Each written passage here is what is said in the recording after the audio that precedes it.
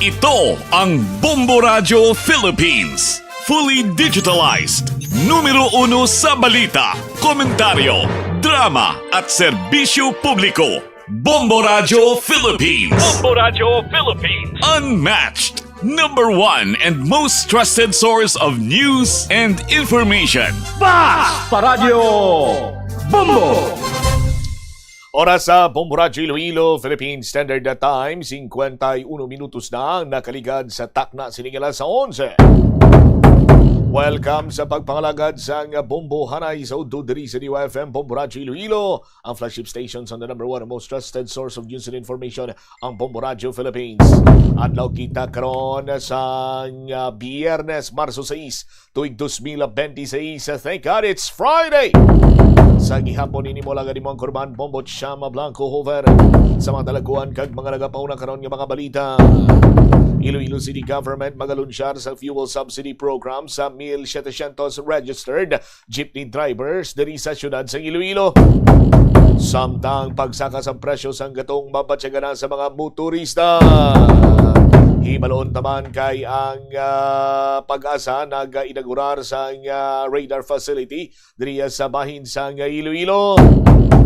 Samtang sa dugang pa nga mga balita kag impormasyon, 146,000 ka mga 4-piece beneficiaries sa Western Visayas mahimo na maka-avail sa diskwento sa ila electric bill. Muli madalagwar mga balita, issues kay informasyon may sentro karon sa aton sining pagpangalagad sa gihapon diri sa palatuntunan na Bombo Hanay sa Uto. Speaking karon sa pagsaka sa presyo sa produktong petrolyo si Senator Raffy Tulfo, ginpasiguro nga mayara sa fuel subsidy ang gobyerno sa transport kag agriculture. Amo ining duha ka sektor sa aton sining mga kuturan nga lubos kinahanglan karon sa produktong petrolyo. Nagpagigangot na si Senator Raffy Tulfo sa mga opisyal sa Department of Transportation, Department of Energy, Bureau of Fisheries and Aquatic Resources, kag sumungman Department of Agriculture. Lakip na ang or sa ila sining chairman sa Committee on Public Services kag personal sining matutukan ang mga programa nga magahatag sa nagakaigo sining alibyo sa epekto sang paday nga pagtaas ang presyo sa produktong petrolyo sa agrikultura, transport sector nga tuga sang kinagamo dito iya sa Middle East. Suno pa sa senador sa kritikal nga panahon nga sumong nagadiga or magadiga gilayon sang eksakto sini iyang sistema para nga matigayon ining distribution sa fuel subsidies sa labing madaling panahon para sa mga mangunguma, mangingisda, kag public utility drivers kag riders. Inatagan sa nagakaigo nga pagtamod sa senador nga dapat importante gid sini banwa nga mapasiguro nga mahatagan na gilayon sa nagakaigo nga suporta ang palangitan-an sang mga trabahador sa nasambitan sini nga sektor. Hilabi pa nga wala sang kasiguraduhan kung bala magahupa na, magakalmante na ang tensyon dito iya sa Middle East. Pinagi sa pagpagigsapol ginpayag ni Energy sa Undersecretary Sandy Sales nga wala pa sang may kantanan sino kung way pa iya sang ginapayag pagsaka sa presyo sadtong Marso 3 sa breakout mismo sa giyera sa Middle East, no? Kag ining pagsaka mga biyan ang makabig pa iyang weekly or average weekly adjustments. Suno man diri sa kay DOTR or Department of Transportation Assistant Secretary Jojo Reyes, may may nakapreparar na sila diri, may nakahanda na nga 2.5 billion pesos nga fuel subsidy funds sa nga inibanwa ang pagatunga-tungaon sa nga Department of Agriculture or Department of Interior Local Government nga makuha naman sa 33.9% ukon yara sa 832 million pesos para sa mga Tricycle Operators and Drivers Association. So kung ining mga toda 11.01% ukon 270 million pesos sa Department of Information, Communication and Technology para sa mga delivery riders kag sumungman 55% diri ukon 1.3 billion pesos para naman sa LTFRB ukon Land Transportation, Franchising and Regulatory Board para sa mga Public Utility Vehicles ukon PUV drivers.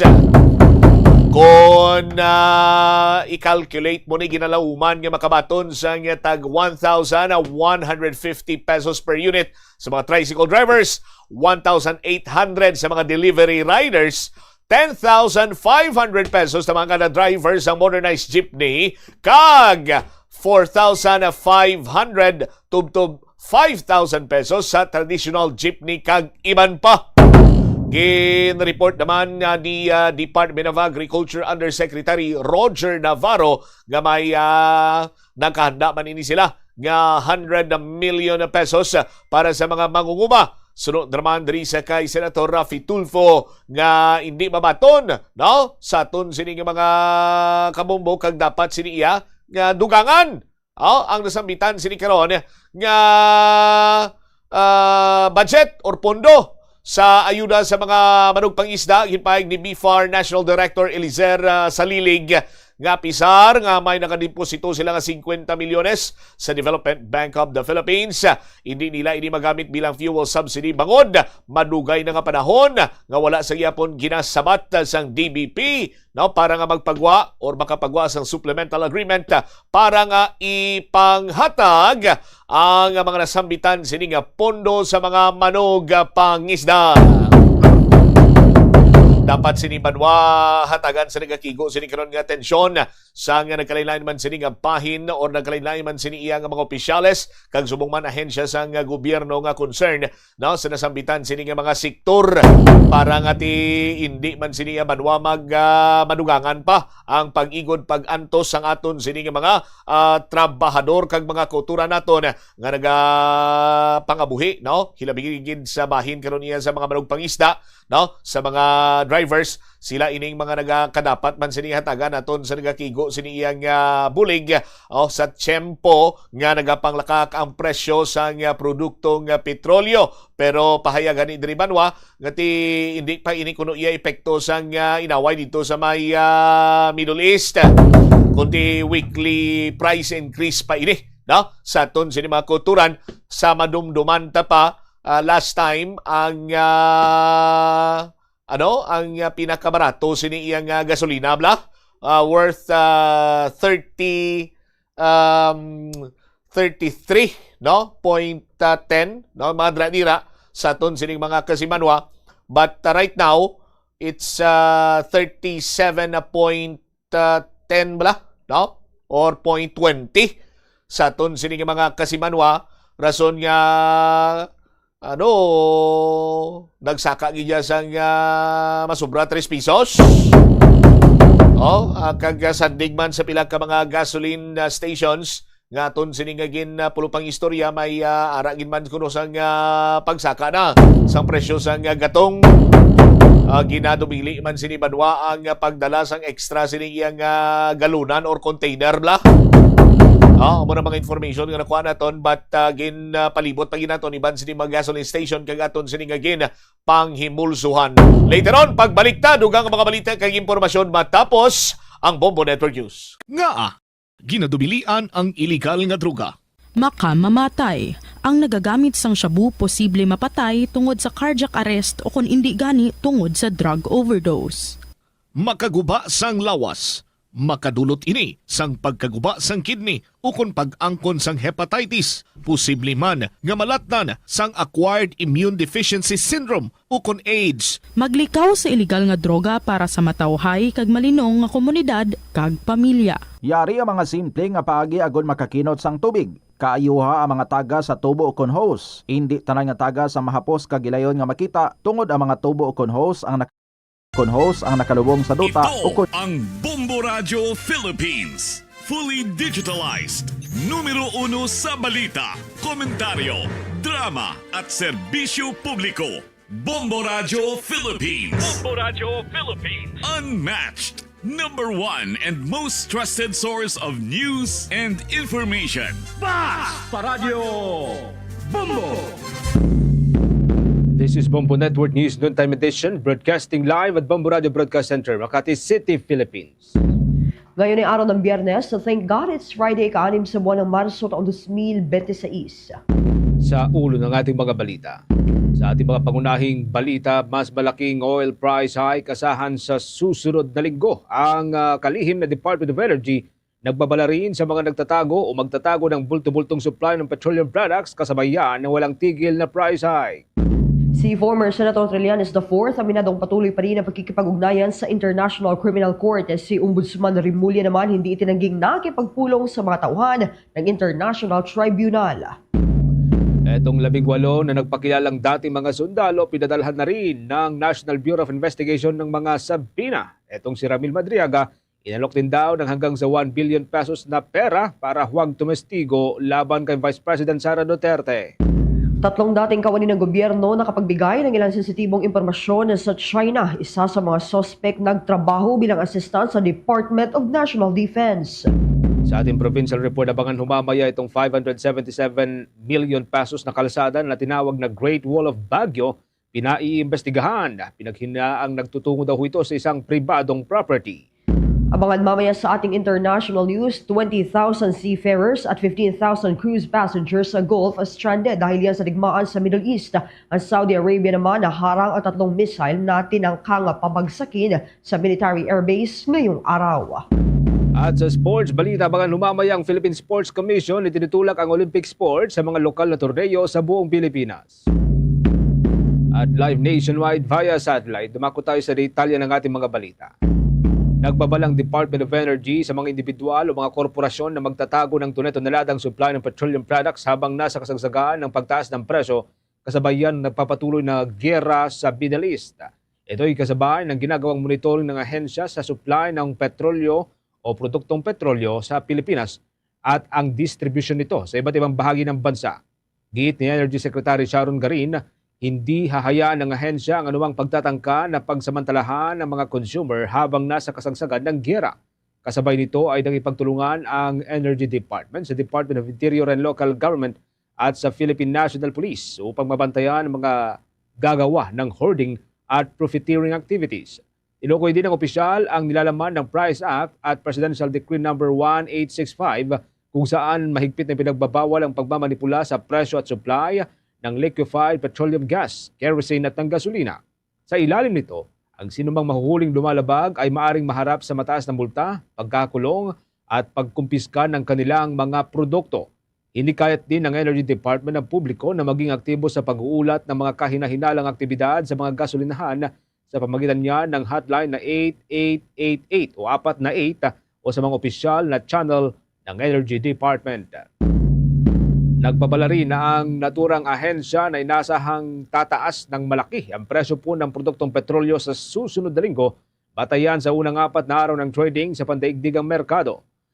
Batay ho sa fuel price monitoring ng Energy Department, tinatayang tataas ng humigit kumulang sa 8 piso kada litro ang gasolina, 18 piso kada litro ang diesel at 28 pesos o 28 piso kada litro ang kerosene. Inuulit po natin mga kabumbo, inasahan pong tataas ng humigit kumulang 8 piso kada litro ang gasolina, samantalang 18 pesos kada litro naman ang tinatayang pagtaas ng kada litro hong presyo ng diesel at 28 pesos kada litro ang kerosene.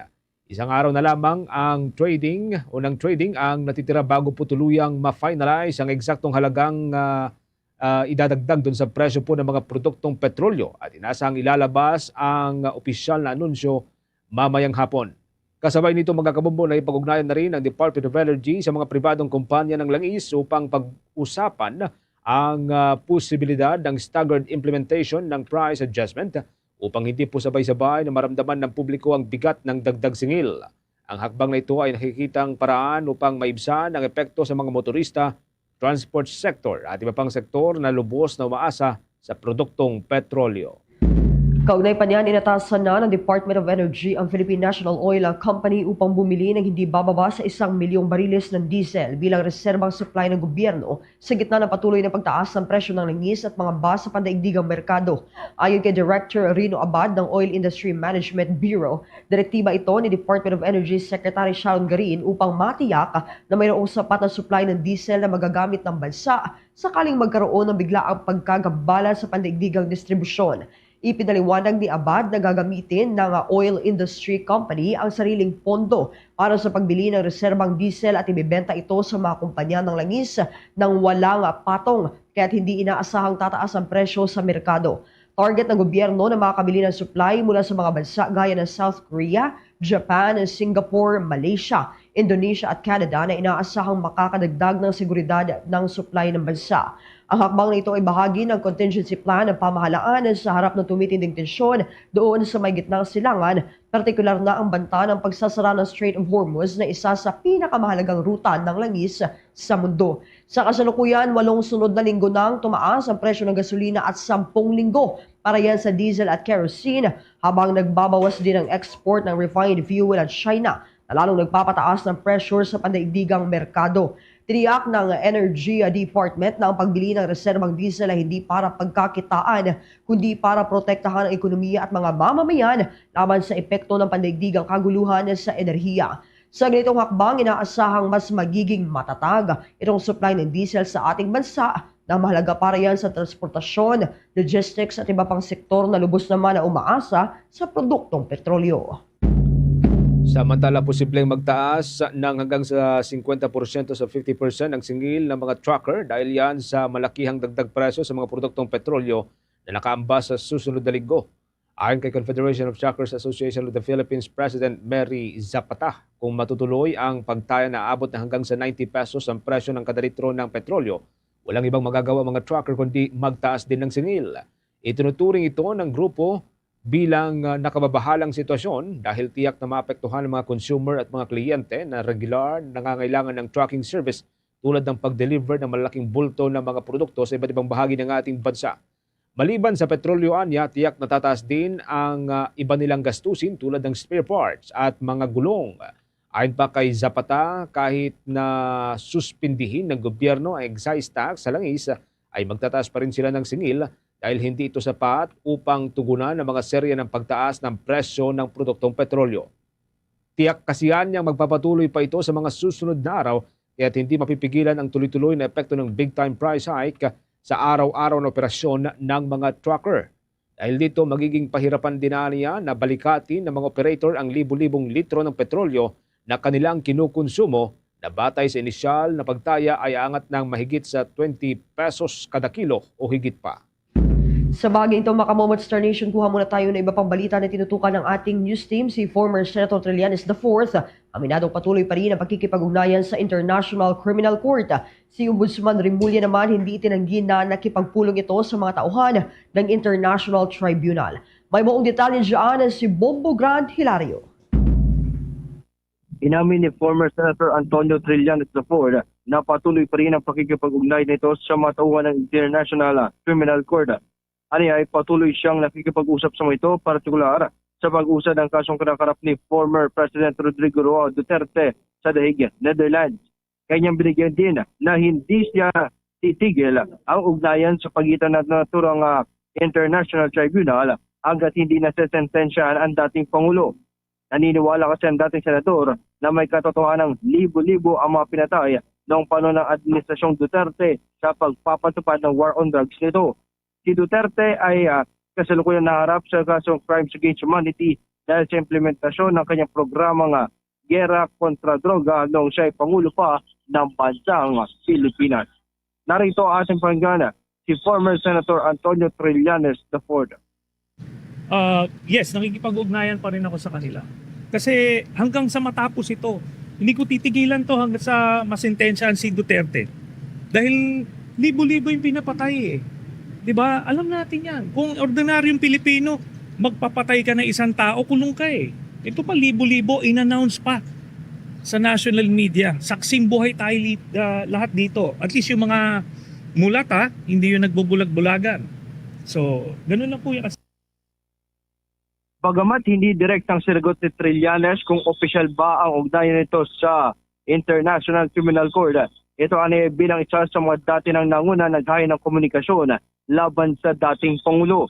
Gayunpaman, nanindigan siyang walang ginawang mali o illegal sa kanyang pagkikipagtulungan sa mga investigador ng International Tribunal. Muli si former Senator Antonio Trillanes IV. Basta nakikipag-ugnayan po ako by virtue of the fact na since 2017 tayo yung unang mga nag-file nitong communication. So we have established that relationship. So in time, pagka hindi na-classified dyan, malalaman nyo yung buong storya dyan. Pero wala akong ginawang krimen, wala akong ginawang illegal. Habang si Ombudsman Jesus Crispin Boying Remulla naman hindi itinanggi ang aligasyon ng 18 dating sundalo na siya'y nakipagpulong sa mga investigador ng International Criminal Court. Aminado si Ombudsman Boying Remulla na may katotohanan nito, ngunit iginiit na hindi lahat ng 18 ay nakita o kasama sa pagdating sa mismong bahay nito. Kung kaya't kanyang kinwestiyon ang joint affidavit na naturang grupo sapagkat 3 lamang raw sa mga ito ang nakita nakabantay sa mga tauhan ng International Tribunal. Narito naman ang ating pakinggan ng pahayag ni Ombudsman Jesus Crispin Boying Remulla. Totoo yun eh. Kaya lang, yung 18 present sa labas ng bahay ko, it wasn't true. It's not true. Kaya kasi nasabi ko, kung wala sila yung 18 doon sa labas ng bahay namin, anong sinasabi nila? Na lahat sila alam nila. Alam ko doon, tatlo lang yung nakabantay doon sa mga ICC doon. Basta fair kami. We're here to be fair. Diba? Kaya nga, kung ako hindi fair, aaminin ko ba yung ICC? Hindi. Sabi ko, totoo yun. Pero walang 18 tao roon sa Nag-uulat live mula dito sa Bombo Department of Gran. Justice. Yes, Bombo Genesis. May sinasabi ba sina dating Senator Trillanes at si Ombudsman Remulla kung may information sila or may kinalaman sila or may basbas sila doon sa pagbiyahe ng ilang mga Pilipino na tetestigo against kay Vice President Duterte? May inaamin ba silang ganito? Bombo Genesis, sa panayam sa kanilang dalawa dito sa Department of Justice ay kanilang inamin yung aligasyon ng 18 dating sundalo na nagkaroon ng pagpupulong sa bahay ni Ombudsman. Yun yung pahayag ni Ombudsman Boying Remulla. Ang anya ay patungkol lamang ito sa pagbibigay proteksyon at upang matiyak yung pagbibigay seguridad sa kaligtasan ng mga testigo laban sa dating Pangulo. Habang ito naman si former Senator Anisda Ford ay kanya sinabi na simula 2017 pa lamang raw ay nakikipagtulungan na siya sa International Tribunal o particular sa investigasyon nito para makakalap ng mga ebidensya makatutulong na mapalakas yung kaso na laban dito kay dating Pangulong Duterte. Ngunit yun pa man wala pang o hindi nila inamin kung sila din ang nag-asikaso sa pagpapadala na may testigo papunta sa International Tribunal. Bobo Genesis. Oo. So parang kino-confirm or parang itong kwentong ito ay parang kino-confirm yung naunang statement ni Ombudsman Remulla na meron na siyang nakita na kopya ng arrest warrant against kay Senator Bato kasi nga may meeting sila dati doon mismo sa kanyang bahay. Ang patungkol sa arrest warrant, Bombo Genesis, hindi direktang sinagot ni Ombudsman Remulla kung itong pagpupulong ba na ito ay yung patungkol sa pagpapakita o kung dito din ang galing yung mismong impormasyon na meron ng arrest warrant laban sa ilang mga personalidad na kasamang nagpatupad ng war on drugs. Ngunit ang kanilang nilinaw dito ay yung pagkalap o yung pakikipagtulungan sa mga investigador upang makausap o ma-interview yung mga testigo laban sa dating Pangulo. At nilinaw naman ni former Senator Trillanes na itong mga impormasyon na kumakalat o lumalabas sa publiko ay yung iba ay hindi niya makumpirma sapagkat nalalagayan niya sa alanganin o sa peligro maging yung mga investigador ng International Criminal Court. Bombo Genesis. Kasi kung babalikan natin Bombo Grant, yung naunang statement noon ni Ombudsman Remulla, ang sabi niya, nakita niya personally yung kopya ng warrant noong may meeting sila with a friend. Sabi niya doon sa kanyang bahay. And kinonfirm din ito ni Secretary John Vic Remulla ng Department of Interior and Local Government na parang may meeting sa property ng kanyang kapatid, si Ombudsman Remulla. So possibly yan yung time posibleng yan yung time pero so far wala pa namang confirmation dito ang dalawang Remulla Bobograd. Yes, Bombo Genesis at ang Bombo Radyo ay patuloy na makikipag-ugnayan kay Ombudsman Remulla upang matiyak at makumpirma kung ito yung magkaparehong petsa o magkaparehong sitwasyon kung saan niya kinumpirma niya na nakipagpulong o bumisita sa kanyang mismong bahay sa lungsod ng Makati itong mga investigador ng International Tribunal. Bombo Genesis. Sige, maraming salamat, Bombo Gran. Ingat ka dyan. Nag-uulat live mula dito sa Department of Justice. Ito si Bombo Gran Hilario and this is Bombo Radio Philippines, the number one and most trusted source of news and information. But Radyo Bombo. Sa iba pang mga development, mga kabombo, na nangyari po ngayong araw, dumalo naman po ngayong araw si dating Senator Ramon Bong Revilla Jr. sa pagdinig sa Sandigan Bayan 3rd Division kaugnay ng pre-trial ng kanyang kasong malversation laban sa kanya at sa ilan pang mga kapwa-akusado mula sa may Bulacan 1st District Engineering Office. Ang kaso ay may kaugnayan sa Munoy Ghost Flood Control Project sa may bayan ng Pandi na pinaniwala ang hindi naman na isakatuparan kahit may inilabas na pondo ang gobyerno.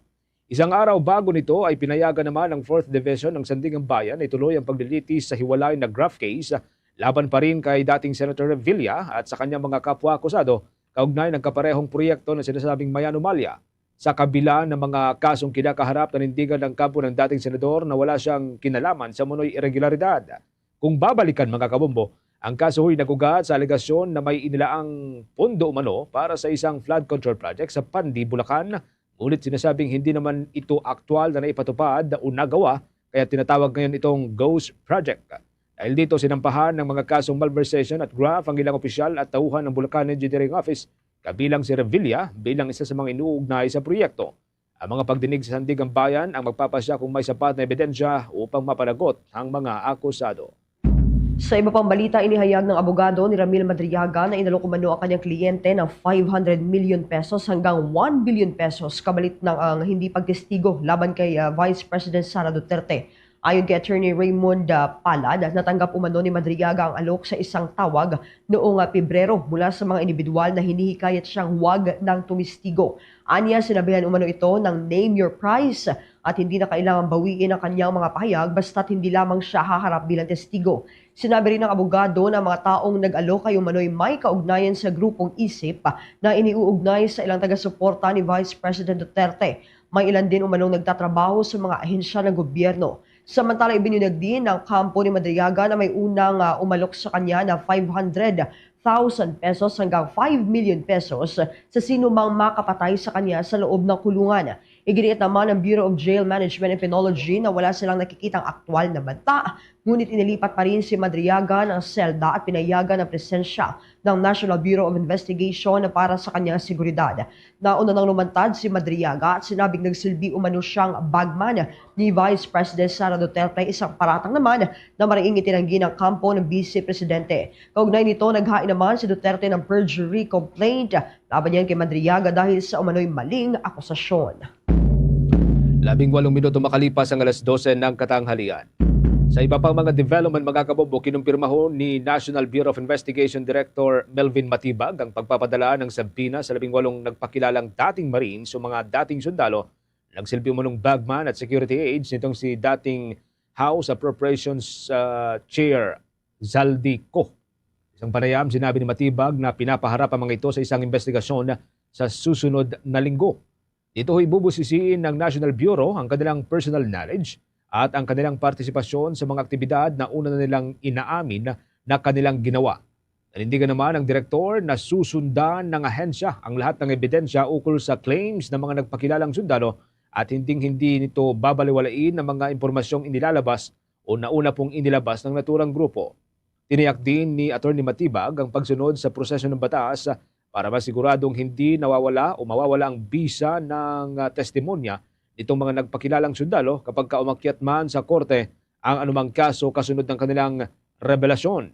Kung babalikan ay una nang hinimok ni Director Matibag si Atty. Levy Baligod na voluntaryong isinumite sa kanila ang affidavit nitong mga dating sundalo. Ilang araw matapos ang naging press conference ng grupo ni Baligod, isinumite rin nila ang affidavit ng mga dating sundalo sa Office of the Ombudsman. Sa iba pang balita mga kabombo at Star Nation, si Pangulong Ferdinand Bongbong Marcos Jr. inilunsad ang programang Trabaho at Negosyo para sa mga medium and small enterprises at job seekers. Itong panukalang Green Industrial Zones aprobado naman sa committee level ng Kamara. Narito ang buong detalye sa pag-uulat ni Bombo Annalise Subirano. Inilunsad ni Pangulong Ferdinand Marcos Jr. ang programang Trabaho at Negosyo sa pakikipagtulungan sa Go Negosyo upang magbigay ng mas maraming oportunidad sa mga naghahanap ng trabaho at mga micro, small and medium enterprises. Sa kanyang talumpati, binigyang diin ng Pangulo na maraming maliliit na negosyante ang nagsimula sa simpleng pangarap tulad ng food cart, pwesto sa bazaar, online store, ngunit nahaharap sa mga hamon gaya ng kakulangan sa puhunan at limitadong access sa merkado. Ayon kay Marcos, mahalagang matulungan ang mga Pilipino na makasabay sa mabilis na pagbabago ng ekonomiya, lalo na sa pag-usbong ng digital technology at artificial intelligence. Bahagi ng programa ang learning sessions kasama ang mga eksperto sa negosyo, job fair at nag-uugnay sa mga aplikante, employer at one-stop services mula sa iba't ibang ahensya ng pamahalaan, kabilang na ang Department of Trade and Industry, TESDA, BIR at BIR. Ipinagmalaki ng Pangulo na noong nakaraang taon nakapagsagawa ang pamahalaan ng mahigit 2,300 job fairs sa buong bansa kung saan higit 74,000 job seekers ang agad namang nakahanap ng trabaho. Binigyang din ng Pangulo na patuloy na palalakasin ng gobyerno ang mga programang skills training, reskilling at business mentoring upang mas mapalapit ang trabaho at oportunidad sa mga Pilipino. Pakinggan natin si Pangulong Ferdinand Marcos Jr. Kaya't hinihikayat ko po kayong lahat dito na pakinabangan ang learning session. Gamitin po ninyo ang kaalaman mula doon upang mapalakas pa ang kakayanan ninyo dito sa trabaho at negosyo. Because when we build skills, we build confidence. When we create jobs, we restore the dignity of our people. And when we strengthen our economic foundations, we build a stronger nation for tomorrow. Maraming salamat po. Samantala, lusot na sa committee level ng Kamara ang panukalang batas na naglalayong magtatag ng Green Industrial Zone o GIZ sa iba't ibang bahagi ng bansa upang isulong ang malinis na enerhiya at sustainable na industriya. Ayon kay Solid North Party List Representative Ching Bernos, ang may akda ng House Bill number 3112, makakatulong ang mga Green Industrial Zone upang mapabilis ang pag-unlad lalo na sa mga probinsya. Sa ilalim ng panukala, maglalaan ang pamahalaan ng paunang 5 billion pesos para sa pagtatayo ng Green Industrial Zone sa mga strategic na lugar, partikular sa mga rehiyong may potensyal sa renewable energy at sustainable na industriya. Kabilang sa mga tinutukoy na lugar ang Ilocos Region, Cagayan Valley at Cordillera Administrative Region. Itinakda rin ng panukala na buo ang Technical Education and Skills Development Authority o TESDA ng Green Skills Training at Certification para sa mga trabaho sa renewable energy, sustainable construction, eco-design, agro-processing at recycling. Ayon kay Representative Bernos, layunin ng panukala na makalikha ng trabaho habang isinusulong ang kaunlaran na hindi nakakasira sa kalikasan. Bombo Anali Montaño Soberano nag-uulat. And this is Bombo Radio Philippines, the #1 and most trusted source of news and information. Basta Radio, Bombo! Meron na ho tayong 24 na minuto makalipas ang alas 12 ng katanghalian. Sa iba pang mga mahalagang balita, kinumpirma ng National Security Council na may ilang mga dating opisyal ng gobyerno o kawani ng gobyerno na nakapagpasa ng mga sensitibong impormasyon sa bansang China. Isang panayam, sinabi ni National Security Council spokesperson Cornelio Valencia Jr.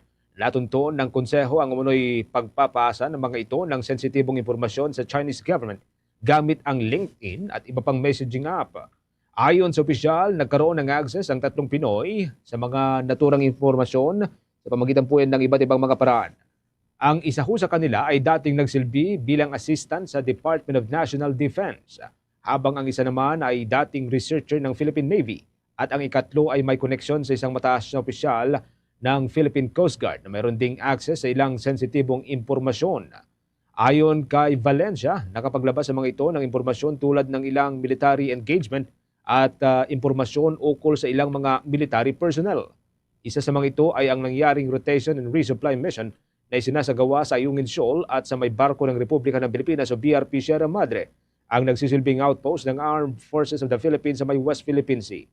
Tiniyak naman ng naturang opisyal ang mahigpit na monitoring sa issue ng pang-eespya sa bansa, lalo na mga paggamit ng ibang bansa ng mga Pilipino na nagsisilbi nilang ahente dito sa Pilipinas. Sa iba pang balita, mga Kabombot Star Nation, pinuri naman ni Davao City Representative Paulo Duterte si Bong Suntay o Representative Bong Suntay ng Quezon City sa kanyang katapangan sa pagdedeliberate ng House Committee on Justice sa impeachment complaints laban kay Vice President Sara Duterte. Ayon kay Representative Duterte, hindi siya nagulat nang ideklara ng komite na sapat ang batayan ng impeachment complaint, ngunit binigyan diin din niya na ipinapakita nito kung paano ginagamit ng ilang puwersa sa Kongreso ang impeachment para sa politikal na interes imbes na sa katarungan. Sa kabilang ng resulta, pinuri niya si Representative Suntay bilang nag-iisang bumoto kontra yan sa finding of sufficiency in substance na ipinakita ang tapang at integridad sa serbisyo publiko kahit na nag-iisa. Binigyan din ni Representative Paulo Duterte na ang mga 54 na mababatas na bumoto pabor sa pagpapatuloy ng reklamo ay temporaryo lamang ang kanilang political power, ngunit permanente naman ang pananagutan sa taong bayan. Tinukoy din niya ang ilang isyu na hindi na nasisiyasat pa, tulad ng umano'y irregularidad sa trillion peso flood control projects at ulat ng pamamahagi ng cash-filled suitcases, pati na rin ang tanong ng kung kailan isasagawa itong hair follicle drug test sa lahat ng miyembro ng Kongreso at Senado, kasama ang umano'y mastermind ng political circus. Binigyan din ni Representative Paulo Duterte na darating ang araw na ang taong bayan mismo ang maghuhusga at dapat handa ang lahat na managot sa kanilang mga ginawa. Meron na ho tayong 27 minutes makalipas ang alas 12 ng katanghalian. Dako tayo dyan sa may tanggapan ng Department of Interior and Local Government at ang Philippine National Police. Pinangalanan na po yung 14 mula sa 21 mga suspect sa itong hazing na nangyari sa may Cavite kung saan isa po yung napaulat na nasawi. May live report po dyan si Bombo Bea Peniza. Bombo Genesis, pinangalanan na ni Department of Interior and Local Government Secretary Juanito Victor John Vic Remulla ang 17 na mga personalidad sa naging hazing act sa lalawigan ng Cavite, kung saan 14 ang suspect, habang 3 naman ang mga neophyte o biktima. Lumalabas na nasa mga edad 18 hanggang 19 na taong gulang ang mga suspect na siyang tinutukoy pa sa ngayon kung sila ba ay mga estudyante o hindi. Ang nabanggit lamang sa ngayon ng kalihim ay ang 14 mula yan sa 21 na naunang bilang ng mga suspect, at tiniyak na nagpapatuloy pa ang pagberipika ng pulisya sa mga pagkakakilanlan ng iba pang suspect din sa naging insidente. Sa wingit, pakinggan natin ang tinig ni Secretary Juanito Victor John Vic Remulla, ang palihim na Department of Interior and Local Government sa naging pagpapangalan niya sa mga naging suspect. Ito yung mga pangalan ng primary suspect under investigation, and we want them to surrender as soon as possible. John Person Cabrera. Number 2, Archie Rosal. Number 3, Felix Martin Dala. Number 4, John Ray Torrecampo. Number 5, John Lee Tuliao. Number 6, John Vincent Malipot. Number 7, Neil Nicolas Rapatan. Number 8, John Michael Hagonoy. Number 9, Mark Kenneth Gonzaga Alcedo. Neophyte. Number 10, Tar Sabilona. Number 11, Sidan Manglanan. Number 12, nalagyan dito alias Mark. Number 13, Gabriel Vergara. Number 14, Bert de la Cruz. Number 15, alias Kenneth Ompod o alias Pinral. Number 16, Jedrick Solomon Bornea, Neophyte. Number 17, Jose Marce Garcia, Neophyte. Paliwanag pa ng kalihim maliban sa nasawi kung ang ilan sa mga neophyte ay napadel o nasaktan sa initiation, ay ito pa rin ay nagiging saklaw ng paglabag sa Anti-Hazing Act law. Dalawa ang natukoy na neophyte dito sa mga nabanggit, kung saan hinimok na din ng Philippine National Police ang naging paglutang nitong dalawang neophyte upang magamit din ang kanilang mga testimonya sa magiging investigasyon hinggil sa naging hazing act na ginawa dito sa lalawigan ng Cavite. Kasunod dito, hinimok naman ni Remulla ang mga suspect na lumutang na at sumuko sa mga otoridad para harapin ang mga kaukulang kaso laban sa kanila. Kaugnay niyan, pakinggan natin muli ang tinig ng Secretary Juanito Victor John Vic Remulla, ang kalihim ng Department of Interior and Local Government. Ang isa ang namatay, but there were other neophytes who were there in the scene also. They have not been identified. Again, kung may nasaktan, kung may napadel, kung lahat yan contrary the anti-hazing law. Okay, hindi lang yung namatay okay, nasaktan, nasugatan, napadel, nabugbog, kasama yan sa anti-hazing law. We urge them to turn themselves over as soon as possible.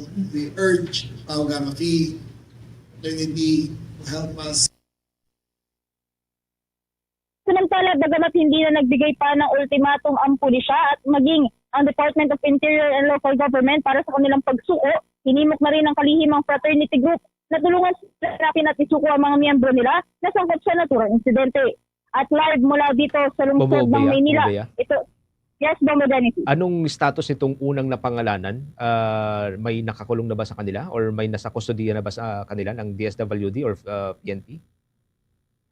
Sa ngayon, Bombo Dennis, itong mga napangalanan na 17 ay hindi pa rin mahahanap hanggang sa ngayon ng pulisya. Ngunit patuloy naman yung ginagawa nilang paghahanap o yung mga operasyon para matukoy nga itong mga pinaroroonan ng mga personalidad na ito. Kasi pawang mga nasa 18 to 19 years old pa rin itong mga to. So, tinitignan pa kung makikipag-ugnayan ba sa DSWD regarding sa kanilang mga edad dahil nga yung pinakaharap nilang kaso ay itong paglabag sa Anti-Hazing Act Law.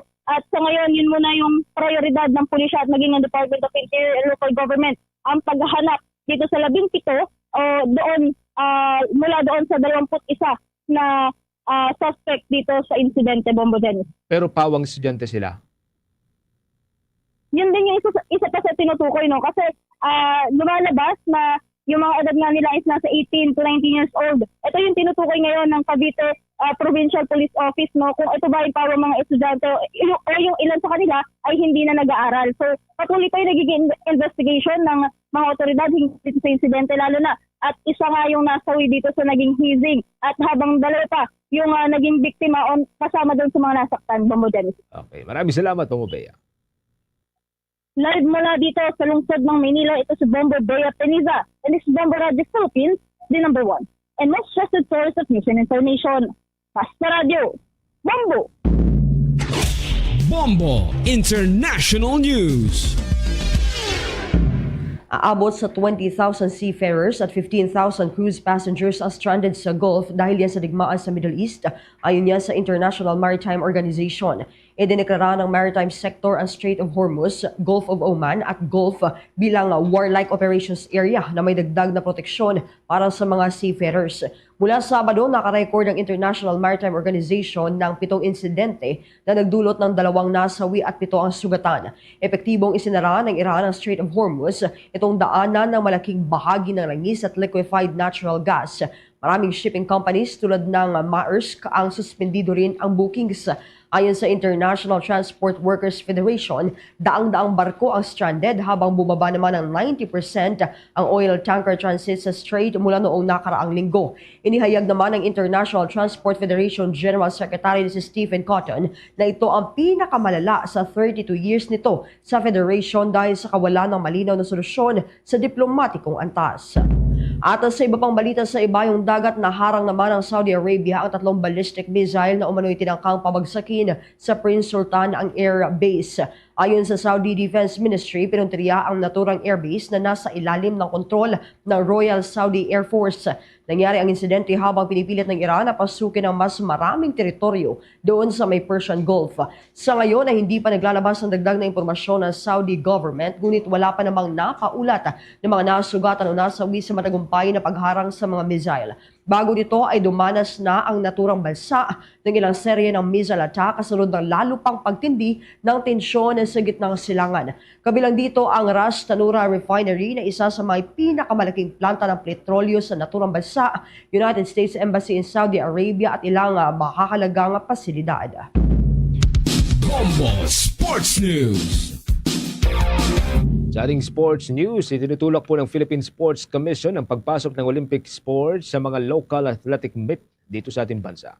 Kasabay ng pagbubukas ng ika-32 National Capital Region Athletic Association, inimok po ni Sports Commission Chairperson Patrick Gregorio ang mga organizer at mga atleta na ikonsidera ang pagpasok at pagtutok sa Philippine sports upang o Olympic sports upang lalo pang dumami ang mga atletang nagkakainteres sa mga ito.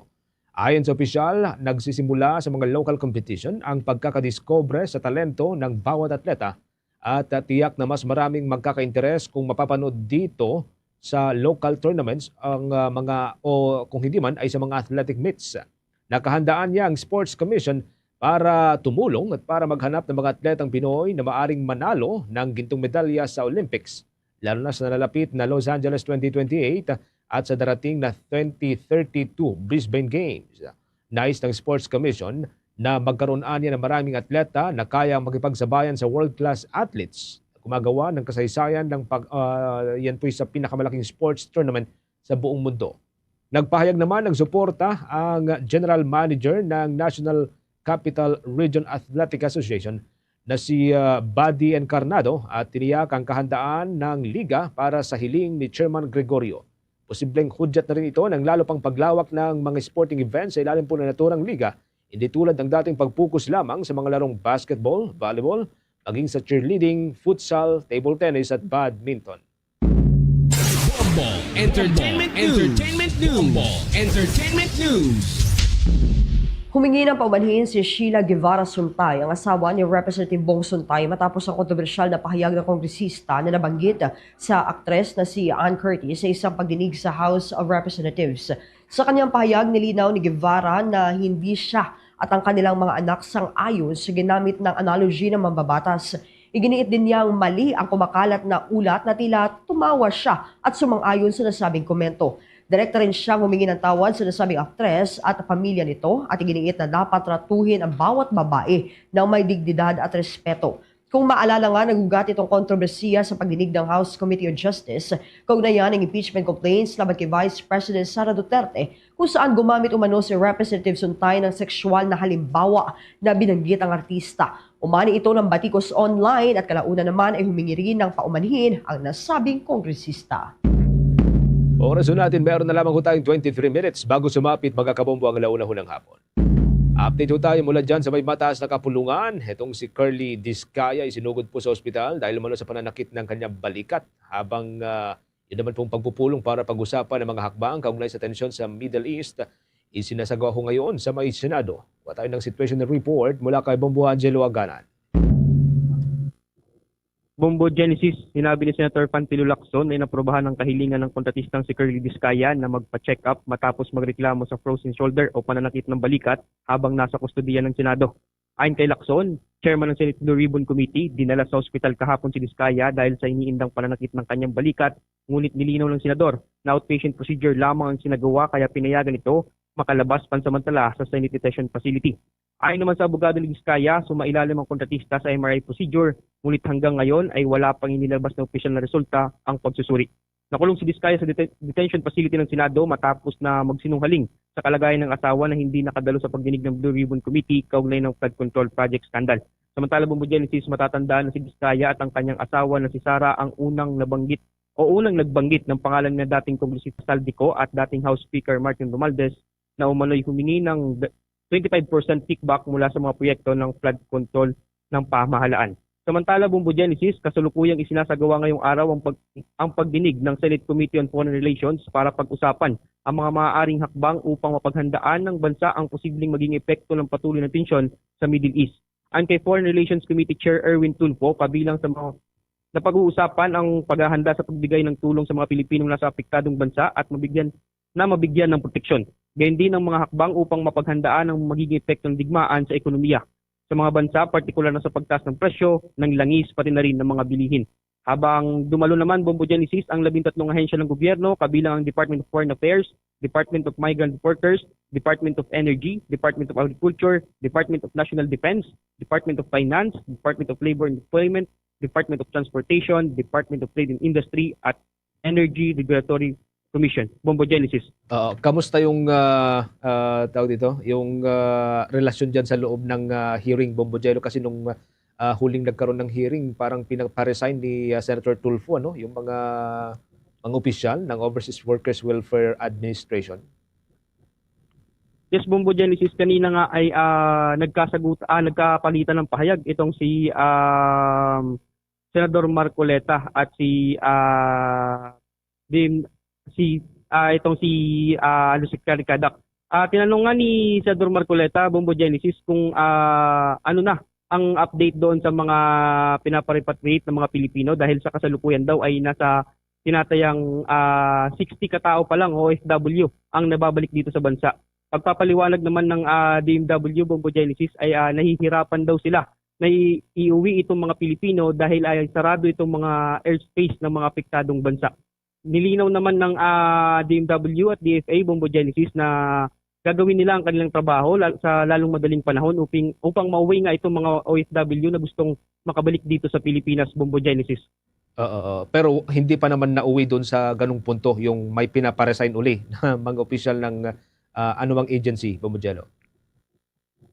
Sa ngayon, Bombo Genesis, wala. Kasi nagpaliwanag itong DMW at DFA na hindi daw nakakasagot itong mga tauhan nila doon sa Middle East kasi nga minsan ay nagtatago ito kung tumutunog ang mga sirens o warning kapag dumadaan itong mga bomba o binobomba ang mga apektadong lugar sa Middle East, at ang karamihan naman ay hindi daw nakakatanggap ng international call. Kaya itong sinasabi ni Senator Erwin Tulfo na tinatawagan ng kanilang tanggapan ng mga hotline doon sa embahada ng Middle East, ng ating bansa sa Middle East, ay hindi ito natatanggap sapagkat hindi nakakatanggap ng international call, pero nakakatanggap naman daw ito ng mga local calls doon sa mga apektadong bansa, Bombo Genesis. Okay. By the way, for context lamang sa mga listeners, mga viewers natin, itong komite na ito ay dating hinawakan nitong si Senator Ivy Marcos, mga kabombo, pero pinalitan po siya ni Senator Tulfo dahil nga dun sa ilang issue ko noon sa leadership sa mataas na kapulungan. Sige, maraming salamat. From time to time, balitaan mo kami dyan, Bombo Jello. Maraming salamat. At yan muna ang mga latest updates dito sa Senado. Ako si Bombo Angelo Ganan para sa the #1 and most trusted source of news and information. Basta Radyo, Bombo! Oras natin, meron na lamang ho tayong 17 minutes bago po sumapit ang alauna ho ng hapon, mga kabombo. Dako tayo sa mga balitang tinutukan ng ating mga provincial station. Unahin pa rin po natin itong mga balita tungkol pa rin po dyan sa kalagayan ng mga kababayan po natin sa may gitnang silangan. Nasa 200 individual sa Qatar, inaresto daw ho ng mga otoridad dahil sa pag-post ng mga videos ng missile attack ng Iran. Ulit wala pang report kung may napabilang hong mga Pilipino ho roon na mga inaresto. May mga update po dyan at exclusive report ng Bombo Radyo Iloilo. Inaresto ng Economic and Cybercrimes Department ng Qatar ang halos nasa 200 na mga individual dahil sa pagguha ng video at pag-post sa social media ng mga missile attacks ng Iran. Ito ay sa gitna ng nagpapatuloy na gulo sa Middle East. Ayon kay Bombo Joseph Rivera, international correspondent sa Qatar, sa 194 na mga arestado, wala pang impormasyon kung may napabilang na mga Pilipino. Napag-alaman na paulit-ulit na nagpapaalala ang Qatari authorities sa publiko na iwasan ang pagkuha ng video na naglalaman ng mga sensitibong eksena. Iwasan din ang pagpapakalat ng fake news at kailangang i-secure na ang mga impormasyon ay nagmumula sa mga official sources. Bilang leader naman ng Filipino community sa Qatar, nagpaalala si Rivera sa ibang Pinoy, lalo na sa mga content creators, na iwasan ang mag-post ng sensitibong mga videos. Sa kagustuhan ng pamahalaang Qatar na mapangalagaan ng seguridad ng mga tao ay mahigpit talaga nilang pinagbabawal ang pagkuha, ang pag-film at lalong-lalo na ang pag-upload sa social media at pag-share ng anumang mga larawan or mga videos ng mga nangyayari sa kapaligiran, partikular na ang mga missile interception, yung mga nangyayaring mga pagsabog, sunog, at lalong-lalo hinigpitan din nila ang pagpunta doon sa mga aftermath, yung mga bumagsak ng mga debris, yan po ay mahigpit nilang pinagbabawal. Mula rito sa Bombo Radio Iloilo, para sa Bombo Network News, ito si Bombo Jodel Noliaga, and this is Bombo Radio Philippines, the #1 and the most trusted source of news and information. Basta Radio, Bombo! Ito naman Progressive Alliance, iginiit ang otomatikong pagsuspende ng excise tax sa gitna ng tensyon sa Middle East. May report dyan ng Bombo Radyo Rojas.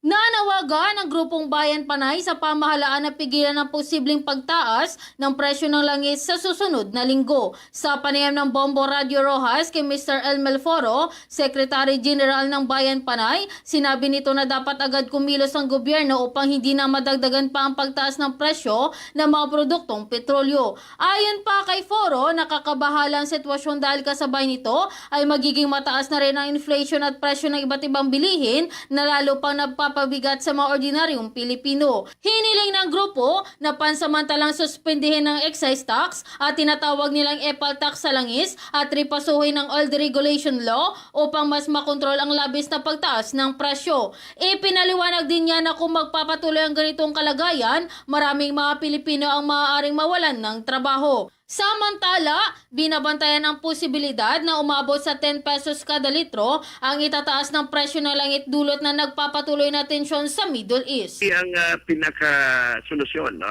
kung nais at seryoso ang gobyerno natin na pigilan ang pagtaas ng produktong petrolyo, unang-una ay may magagawa siya. Una best, kailangan niyang isuspend muna ang excise at EVAT na umaabot sa 6 pesos to 17 pesos ang buwis sa produktong petrolyo, na ibig sabihin kahit tumaas ng 10 peso yung produktong petrolyo, kayang-kayang pigilan dito ng gobyerno sa pamamagitan lamang sa pag-suspend muna ng excise at EVAT. Kaya ito yung mamungkahin natin sa gobyerno. Mula rito sa impila ng Bombo Radio Rojas, para sa Bombo Network News, ito si Bombo Jamelus Dali, and this is Bombo Radio Philippines, the number one in most trusted source of news and information, Basta Radio. Bombo! Sa ibang mga balita ho tayo, dako tayo dyan sa may Cordilleras, meron pong 577 million pesos na halaga ng kalsada na tinatawag ngayon bilang Great Wall of Baguio ang iniimbestigahan dahil pinaghihinalaan pong papunta ito sa pribadong property. May update ang Bombo Radio Baguio. Mula sa bansag na The Road That Leads to Nowhere o Great Wall of Baguio, naging Road That Leads to Someone's Property ang kontrobersyal na kalsada sa sitio Ungasan, Luwakan proper, Baguio City matapos ang patuloy na investigasyon. Sa panayam ng Bombo Radio, sinabi ni Baguio City Mayor Benjamin Magalong na nagulat siya nang malaman na umabot sa 557 million pesos ang nagastos sa proyekto na lumalabas na papunta lamang sa isang pribadong ari-ari. Ayon sa alkalde, walang konsultasyon sa local government unit na isinagawa. Bagamat may opisyal ng Department of Public Works and Highways na nagsabing nagkaroon ng konsultasyon, sinabi na ba ni Baguio City Congressman Mauricio Dumogan na nooy alkalde pa ng lungsod na wala siyang nalalamang ganitong proseso. Dahil dito, naniniwala si Magalong na maaaring may korupsyon, malicious intent at panloloko sa likod ng proyekto. Sa kabila nito, napagdesisyonan pa rin nilang ipagpatuloy ang proyekto matapos ang pag-uusap nila ni Department of Public Works and Highways Secretary Vince Dizon. Tinatayang kailangan pa ng 30 million pesos para sa road right-of-way at 100 million pesos upang tuluyang makumpleto ang kalsada. Iginiit ni Magalong na ituloy ang investigasyon lalo na't lumalabas na hindi rin totoo ang sinasabing layunin ng proyekto na maibsan ang trapiko mula Luwakan Road hanggang Cannon Road. Yung sinasabi ng previous na DPWH na nagkakatraffic, kalokohan yun, kasinungalingan yun, malicious yun. Pero kailangan na lang tapusin na lang natin kasi 557 million people's money, taxes paid, tapos binulsa pa yung ibang pera dyan siguro. Feeling ko pinagkakitaan yan. Yung corruption aspect ang iimbestigahan ko, pero yung project kailangan tapusin. Para sa Bombo Network News, Bombo Benjo Guzman, and this is Bombo Radio Philippines, the number one and most trusted source of news and information. Basta Radio Bombo! Etong presyo ng mga pangunahing bilihin sa mga supermarket sa Cebu na nanatiling stable ayon niya sa Department of Trade and Industry. May balita dyan ang Bombo Radio Cebu. Nanatiling stable ang presyo ng mga pangunahing bilihin sa mga supermarket sa Cebu ayon sa Department of Trade and Industry Cebu Central Office. Ayon sa ahensya, patuloy ang kanilang pagmamanman sa presyo ng mga produkto lalo na ngayong may tensyon sa gitnang silangan dahil sa digmaan upang matiyak na nasusunod ang Suggested Retail Price o SRP. Sa panayam ng Bombo Radio Cebu kay Attorney Irene Abapo, Chief ng Consumer Protection Division ng DTI Cebu, na wala pa silang na-monitor na supermarket na nagbibenta ng produkto na lampas sa SRP. Dagdag pa ng opisyal, sinusuri rin nila kung sapat ba ang supply ng mga produkto at kung may problema sa logistics o delivery mula sa mga manufacturers papunta sa mga supermarket. Ngunit sa kasalukuyan, wala silang nakitang kakulangan sa supply at wala ring problema sa delivery ng mga produkto. Ipinapaalala rin ng DTI na ang mga presyo ng mga produktong agrikultural tulad ng gulay at iba pang mga ani ay karaniwang minomonitor ng Department of Agriculture. Hinihikayat din ng ahensya ang publiko na magsumbong kung may mapansin silang mga tindahan na padalos-dalos na nagtataas ng mga presyo ng mga produkto. We assure the public that the prices are within the suggested retail price, and based on our interview with the supermarket, they also assure that they have enough stock. As to their buffer supply, they also have enough, and as to logistical problems, there are none so far, and we're hoping that in the days to come, there will be no problem as to logistics also. Mula rito sa lungsod Lawigan ng Cebu, Bombo Jonah Cañete, and this is a Bombo Radio Philippines, the number one and most trusted source of news and information. Basta Radio, Bombo. Kaunay pa rin po ng nangyayaring giyera dyan sa may gitnang silangan mga kabombo. Ang grupo naman po ng mga kaguruhan pinangangambahang magpapalala sa krisis sa edukasyon. Yan pong nagpapatuloy na tensyon dyan sa may gitnang silangan. May update po dyan ng Bombo Radio Legazpi. Nanawagan ang grupo ng mga guro sa gobyerno na gumawa ng agarang aksyon sa patuloy na epekto sa Pilipinas sa dulot ng patuloy na tensyon sa gitnang silangan na maaaring magpalala sa krisis sa edukasyon ng bansa. Ayon kay ACT Teachers of Philippines Chairperson Ruby Ana Bernardo sa panayam ng Bombo Radio Legazpi, ang oil price hike at ang pagtaas ng presyo ng mga bilihin ay sunod-sunod na nangyayari, ngunit ang buwan ng sweldo ng mga guro ay hindi man lamang tumataas. Nangangamba rin siya na maaaring mapilit ang uminto sa pag-aaral ang ilang mga estudyante dahil sa pagtaas ng halaga ng mga bilihin na magpapahirap para sa mga ordinaryong pamilya na papasukin ang kanilang mga anak. Aniya, katulad ng panawagan ng mga manggagawa, dapat nang alisin ang excise tax sa mga pangunahing pangangailangan ng mga Pilipino tulad na lamang ng pagkain at gasolina, habang tinawag din niyang insensitive ang panukalang 4 na araw na trabaho sa kawani ng gobyerno, lalo na para sa mga no work and no pay. Sinabi rin ng opisyal na 9 sa 10 guro sa pampublikong paaralan ngayon ang hindi kumikita ng nakabubuhay na sahod na maaaring magpalala sa kanilang sitwasyon ngayon dahil sa banta ng pagtaas ng presyo. Binigyan din ni Bernardo na ang pagpapatupad ng work from home setup ay hindi epektibo, lalo na't mayroon silang hinahabol na deadlines at hindi ito dapat maging opsyon sa lumalalang krisis sa edukasyon ng Pilipinas. Tulad po ng ating mga manggagawa at yung mamamayan, alam na po namin ang kasunod ng pagtaas ng presyo ng gasolina ay pagtaas din ng presyo ng mga bilihin. Kalakan po dun sa ating mga guro, kaya nananawagan po kami, katulad din po ng panawagan ng mga manggagawa na dapat naman po talaga ay tanggalin na yung mga excise tax, kahit po yung VAT doon sa mga pangunahing mga pangangailangan, tulad halimbawa nung gasolina, sa presyo ng pagkain at iba pang mga basic necessity ng ating mga pamilyang Pilipino. Mula rito sa impilan ng Bombo Radio Legazpi, ito po si Bombo Eugene Rochan and this is Bombo Radio Philippines, the number one most trusted source of news and information. Basta Radio, Bombo! Ito naman bangon na sambayanan Secretary General Jeffrey Sedes na kapagpiyansa matapos sumuko dahil yan sa warrant of arrest. May report ang Bombo Radio Butuan. Kinumpirma ni Jeffrey K. Eric Seles, Secretary General ng Bangon Sambayanan, na nakapiyansa na siya kahapon ng 36,000 pesos sa kasong kanyang kinakaharap na inciting to sedition. Una nito ay voluntaryong sumuko si Celesa matapos lumabas ang warrant of arrest sa Quezon City Regional Trial Court, Branch 100. Dahil nito ay temporaryong nakalaya si Celesa at naghihintay na lamang sa pre-trial na ayon pa nito ay baka umabot pa sa panahong magiging presidente na sa Pilipinas ang kasalukuyang vice-presidente na si Sara Duterte. Inihayag pa ni Celes na sa nasabing panahon ay siguradong mabasura lamang ang kaso dahil politika man ito. Ngunit mas maganda umanong umabot sa trial upang mapakita niya sa korte kung gaano ka mapang-abuso ang Marcos administration kung saan ginamit ang kapangyarihan upang mapatahimik ang kanyang mga kritiko. Ito yung inciting to sedition na isinampa po na kaso na nagulat na lang tayo, napakabilis pa sa kidnap, ipinakyat ng Quezon City Prosecutor's Office sa branch 100 no sa Regional Trial Court sa Quezon City. So nag-issue ng arrest order, warrant of arrest, at mayroong kakibat na bail na nakaset o piyansa sa 36,000. Matagal pa to. Makaabutan pa to ni Sara Duterte na maging presidente siya. Madidismiss na naman ito. Politika to eh. At yan ang balita. Galing dito sa impila ng Bombo Radio Butuan para sa Bombo Network News. Ito si Bombo Rulan Hania nag-uulata. And this is Bombo Radio Philippines, the number 1. And the most trusted source of news and information, Basta Radio, Bombo! Bombo International News.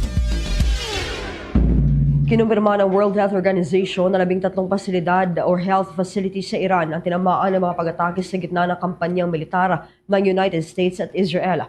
Ayon kay World Health Organization Director General Tedros Adhanom Ghebreyesus, may isa ring naitalang pag-atake sa health facility doon naman yan sa Lebanon.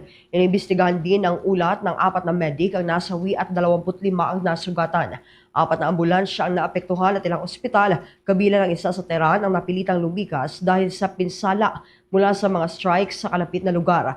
Lumitaw ang ulat habang tumitindi ang tensyon sa Middle East kasunod ng mga airstrike ng United States at Israel laban niyan sa Iran na nagdudulot naman ng pangamba sa kaligtasan ng mga ospital at health workers sa rehiyon. Tuloy-tuloy lamang po sa pagsubaybay sa ating 32 fully digitalized AM at mga FM station mga kabombo. Gamit po ang ating mga social media pages. Bawat provincial station po natin mayroong mga social media pages po ito.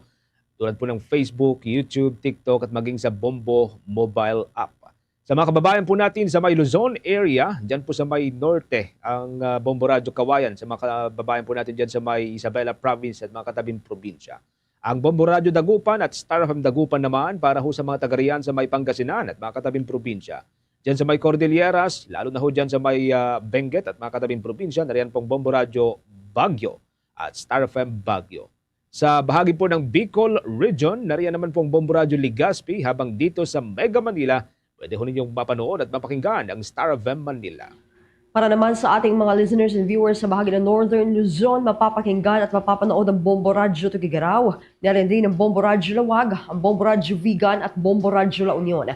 Sa Southern area naman, nariyan ang Bombo Radio Naga. At bago tayo magtapos, narito ang ating Oratio Imperata for Peace.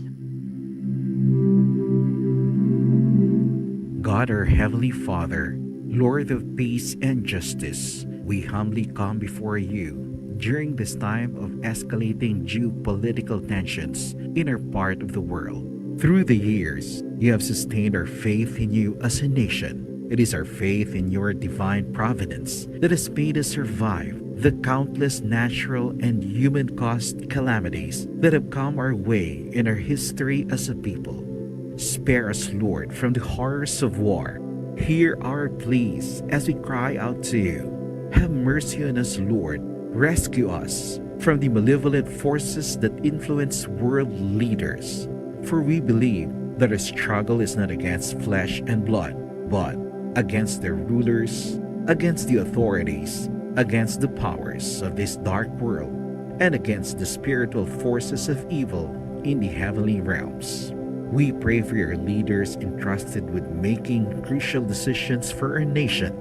We place all our hopes in you, seeking your forgiveness and mercy for the times when our fears and suspicions have tainted our perceptions with ethnic biases and prejudices verging on racism.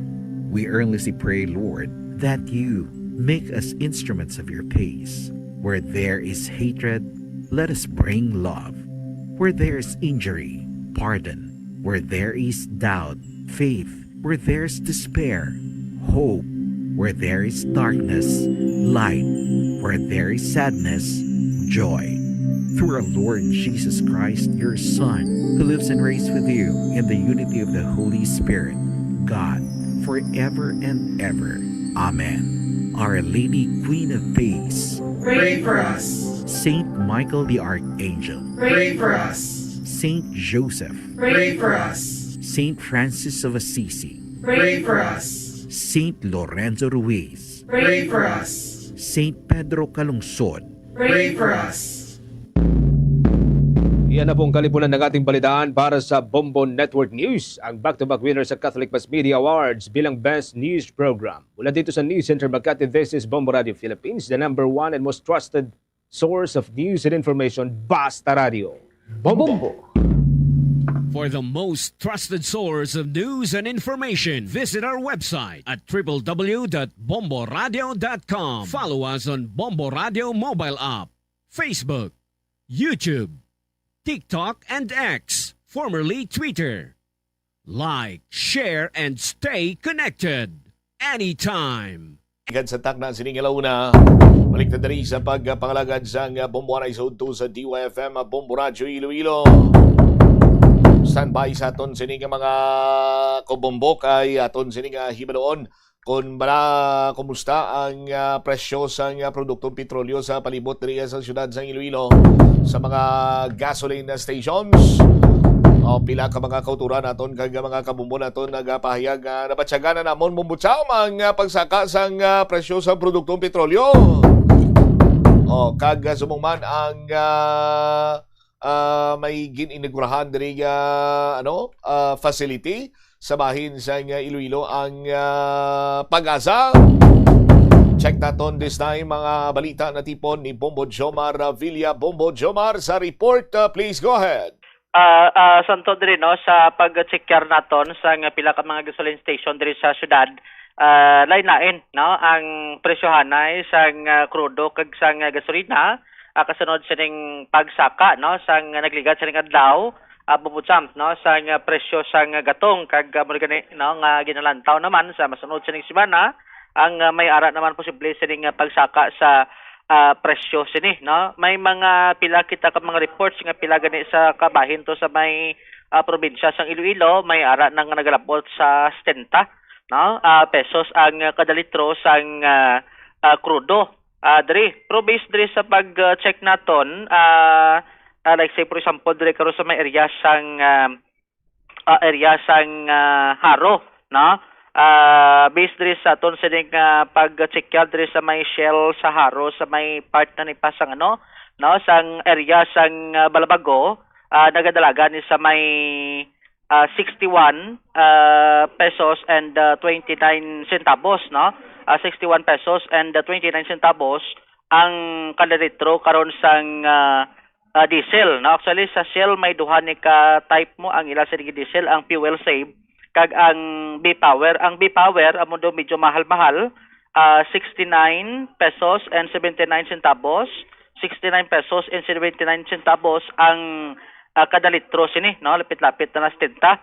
Ang sa gasolina nagalabot sa 60 pesos and 29 centavos, 60 pesos and 29 centavos ang kada litro sang gasolina, no? Ini sa may area sang Shell sa Balabago Haro. Ang sa may area sang Lapas naka-check kita diri karon sa may iya sang Banuyaw no sakop ni isang Banuyaw Lapas ay isa sa yan isang total gasoline station ang diesel nagadangat ni sa may 67 pesos and 90 centavos ang kada litro sini no 67 pesos and 90 centavos ang kada litro. Ang sa may gasolina nagalabot sa 59 pesos and 20 centavos, 59 pesos and 20 centavos ang kada litro karon sang gasolina no sa aton sining mga kabumbo. Kag diri sa may area sang city proper naka-check kita diri sa may sakop ni isang Ortiz no nga part ni isang Shell gasoline station ang ila sining diesel doplo pareho to sa may Lapas no 60 pesos and 70 centavos ang kada litro, 60 pesos and 70 centavos ang kada litro kag ang B-Power amo nagadangat sa may 69 pesos and 20 centavos, 69 pesos and 20 centavos ang kada litro sini. Sa may gasolin 61 pesos and 79 centavos, 61 pesos and 79 centavos ang kada litro karon sang gasolina bumutsam. So bangod sa sining pagsaka no sa presyo sang gatong kag tiginalantaw sa masunod si Bana, mayara naman sang posible kapag saka sini. Nakakuha kita no sang sentimento sang pila sini ka mga driver at the same time ti kun ano ang sentimento diri sang pila ka mga pump boy. Natigayon ta diri mapakigungutan si Sir Francis Almares ti sunod sa tungdan kalabanan subong damo na kuno sa nagapatughong bumutsam kay ti bangod sa information gani nga sa sunod semana hindi lang isa ka pilo no kundi posible 2 o 3 pilo sini ang isaka sa presyohanay karon sang krudo no kay duha mo gid ni kuno ang medyo mahal-mahal nga saka ang sa abahin sa krudo kun ipanggid karon sa gasolina. Ti sunod sa iya by sa iya sining observation kalabanan na kuno gapatugong ibando ginatingob nila especially mga tracking. Ang tracking niya gali kad lagko gali ni sang ila sining mga tangke daw naga-range sa 100 to 300 pesos o kung 300 ang litros no ang capacity sang tangke sa sining mga tracking bla no ti amo na kuno kalabanan ang nagatughong sila tingob bumbutsam para at least sa sunod semana kung malabutan kung hindi gwa sila mapektuhan pero base siya ganing observation bisan magtingob pa sila kuno subong maabot gid ang point nga after sa sunod semana mahimo gihapon ini sila nga makapatughong. Ti may pilaman magluwas sa mga tracking iban sini mga motor iban sini naga-pitbit na nagani sang ano mo no sang gatughong man sila kuno container sang gasolina kun krudo sa tiyon nga ti mayara sang mabakal sa ila bumutsam kag suno sa tungdan sa subong ti yo ginalantaw nga bastante paman gani no ang supply sang sining gatong nga ginabaligya sa subong sini karon nga mga tinion. Aribla ang nangin kabahin sa payag ni Sir Francis Almares ang isa diri ka pump boy sa ma-interview sa Bombo Radio. Ang gatong? Sir, damo naman sa alin pa kagapon. Bali, labanan mga tracking. Tracking, no? Oo, nga lagko. Pilak litro ng kapasite nila? May harap na tangke nga take 300 liters, may 400 liters, pero may full tank. Okay, so bali gatugong, gatingob na sila subong tugong? Oo, gatingob na tugong subong sir, mga iba, tracking iban. So pila subong litro ka crudo nyo de? Ang ordinary, ang fuel save 61.25, ang B-Power tag 69.79. Okay, sa supply be bastante pa kamo? May harap pa man sir kaya pa man makaano iba nagatugong container, piga ano kamo mang container natugong man? Sa may harap man sir gatugong may container, may harap man drum sir sa fleet card iban mo sir. Kaya naka ano man sila sa fleet card nila naka-indicate man kung ano ang itugungan tangke or drum or galon. Anong ginalantaw nyo nga gatingob sila subong tughong? Ang sa iban kalaman sa tracking malang ang ginapultang nila nga truck kapo masaka basi next week balaw. Why pa kamo pasaka subong? Kasaka may isang Martes, mga sa krudo sa sobra piso. This Martes kila? Sa next sa sunod lang ko idea kung saan pila saka sir. So bali iban subong gatingob na gali tughong para next week hindi na sila katugong. Pero tughong man sa Japan sa next week kay ginagamit man Japan nila. Iban ka out of town. Sino ganing nga ta sir? Frances sir. Frances ano? Almares sir. Almares taga Pasig. So amo nang nangin kabahin diri sang pahayag ni Sir Francis. Actually ang presyohan na isini may mga iban nga mga gasoline station ang nagatanya gado medyo mas manubo pagid no. Bumbutsam sa isa ka distrito di man sa larama ni ang presyohan ay sang litro sang gasolina o kon krudo. Magluwas ni naka-proof mangkot kita sa pila ka mga driver kung salinti ang iban sa ni nagahambal nga ti nakadepende man sa ila sini nga boss no kay ban sini mga driver ti ga drive ang patughong ti ang ila sini nga boss kasubong gid lamang ni kay Leo Borantes driver ni sa sang trailer gakarga ni sila sa mga container van bla, no? Ti ang ginatughong gali nila ni galabutag 200 liters, no? Ang isa ka tanker, ako nang isa ka tangke sang ila sini nga truck. Ti sunod sa itong dando nagbuhin gani sila subong kay ang presyo subong do mahal na, no? Do nakabatyag na kuno sila kay ligad gatugong sila 100 liters mo, no? Sa isa nila ka adlaw subong ara na lang kuno sa 50, no? Ang litros ang matughong sini sa isak adlaw bangod sa gani nga ti bangod sa pagmahal sa nga presyo sang gatong, no? Ti na way pagani ang sunod semana, no? Nga ginalantaw nga may pasaka pagid, no? Ti pila na lang hayani ang ila sini nga matughong bumutsam sila nakadepende man kuno sa iya sini nga boss kung anong desisyon biyahe sila, no? Sang kung kasunod sining pagtimbuok sang presyo sang gatong. Aribla si Leo Borantes sang may interview diri sa Bombo Radio. Ito na may mo muna. Kung ano lang dahil. Amo niya kung magtaas pindi sa boss namon kung magsige kami So bali tracking kamo, no? Tracking kami. Anong karga nyo? Container. Depende kay boss kung makaya ni boss kaya namon magbiyahe pero kung wala puway kami. Ano dago mo ka-travel? Din ka mo ka-travel? Dream lang. Dream lang. Tip sa kadlaw mga pilang patugong nyo? Subong gamay lang sa una tag 100 liters kami. 200 subong dibuga tag 50 na lang. 50 na lang. 50 naman. Way na no krudo si boss. Okay. Ano na karga nyo ni? Container. Container. Container, no? Sige, ano gini complete?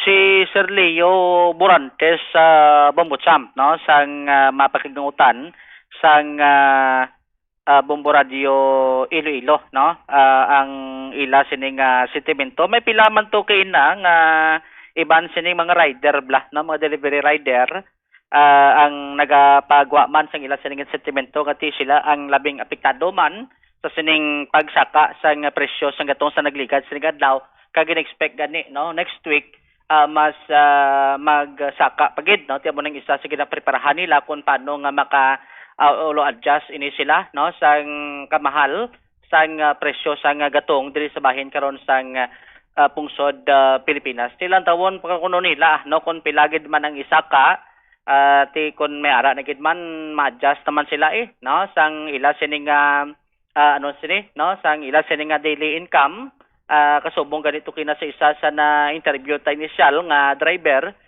sang delivery bla, no? Sang motorcycle delivery rider kung nag isa ka adlaw kuno ti kapatughong sila sang tag 5 pesos kung 5 pesos 5 litros, no? 5 tubtob pulo kung medyo hakog-hakog motor mo ti kung magsaka sa kuno mga 2 bati mga 20 pesos, no? Ti dako na kuno tani nga bulig sa ila especially kasubong-subongan nga mahal man ang balaklon, no? Pulo mo peso 20 mo pesos duha na ka cup siguro na nga rice, no? Ang imo sini nga makonsumo kasunod sining pagsaka, no? Sa nga presyo sang gatong ti blantayan kuno no? Kung pilagid man ang i-adjust sini sa presyo sang gasolina kay ti ang mga motor no sini gasolina mo, no? Ang ila sini nga ginatughong bumbutsam sa aton sini nga mga kabombo. Ti kun electric imo sini nga salakyan at mo naguro do medyo makatipid-tipid ka sa gatong kun electric car or e-bike bumbutsam ang imo sini nga service way labot nga makatipid ka, hindi ka gidya mapiktuhan kay way man yaga tughong mo. Mula na kuryente tito barato man sukot ka more.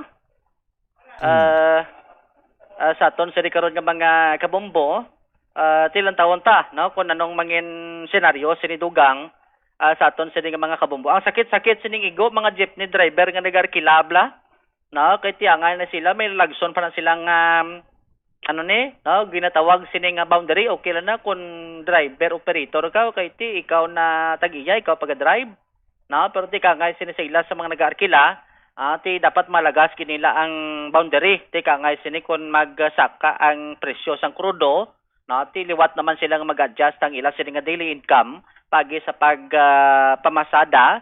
Bumbutsam ti mo pa ning isa sa mga challenge kay duga matamat dan ano ni, no? Padulong kita sa heat season amo ni nga ano ni, no? Medyo mainit kag ibanti way naman sang klase, no? Ti medyo magamay ang ila sining income, pero ti ang presyo yasang krudo posible nga magatimbuok pagid diri sa bahin sang pungsod Pilipinas sa Bombocham. So munang latest in terms karon sa binaklanay sa mga gasoline station, obserbaran naton kun hapon do mo ng kalabanan nga doon naga-traffic, no, sa mga gasolinahan, pero subong to do medyo malugaligwa gamay, na based diri sa aton sa observation diri sa Haro, alapas kag diri karon sa may area sang city proper Bombocham. All right. So munang latest ang ining sitwasyon diri sa pila ka mga gasoline station sa bahin karon sang syudad sang Iloilo. Siguro ang iban sini balikan ta lang ang ining pagpatigayon, no, sang blessing, no, kun inauguration blas sang bag-o sining Iloilo radar facility diri sa may distrito sang Haro. Dugang nga mga information bantayan ini si Bombo Jomar Consumo Villa para sa number 1 most trusted source of news and information. Basta Radio Bombo. Salamat kid Bombo Jomar Villa sa imo sining follow-up report.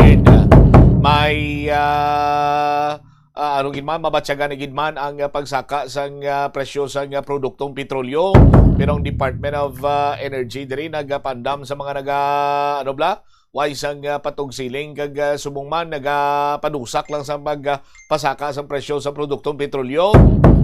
Kay may information kita diri nga may isa diri ka lugar sa bahin sa probinsya sa Iloilo nga tag pilatot 75 na ya ang litro sang ila sining gatong 75 pesos per liter. Hamakon mo na banwati patugong ka 2 litro pila 150, samtang sa iban ang special nga gatong 69. Sa aton sini nga mga kabumbo, nagpaandam diri ang Department of Energy nga kung sino man dira iya ang magpamintaha sa tuman kamahal nga pagpasaka sa presyo sang produktong petrolyo, magapanabat gid ini banwa. 16 minutos na nakaligad sa takna sining launa. Pagbalik naton dugang ang mga balita kag impormasyon ang Iloilo City government magalunsyar sa fuel subsidy program sa 1,700 ka mga registered jeepney driver sa Iloilo City. Hatagan sila sa fuel subsidy.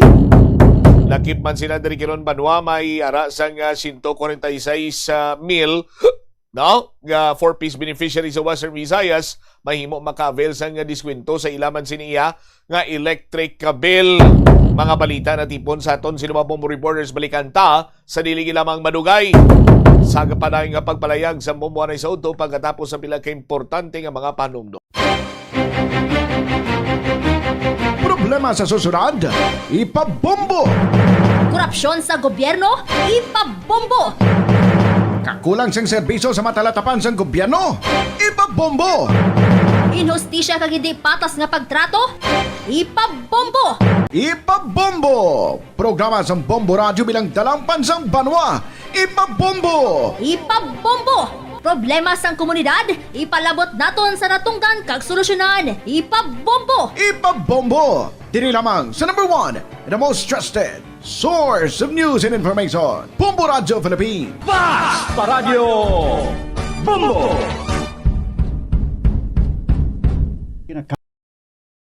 Kaon nga mga prutas kag utan. Dapat nga regular ang paghugas ng kamot nga may habon sa sulod sang 20 segundos bag-o kag pagkatapos mag-uyat sang anuman nga butang. Hugasan sa maayo mga prutas kag utan gamit ang tubig bago ini kaunon o kun isimpon sa ginaluto nga pagkaon. Likawan nga maggamit sang habon o kun bleach o kun anuman nga kemikal sa paghugas sa mga ini. Lutoon sa maayo ang mga utan agod mapatay ang mga mikrobyo nga nagatapik diri.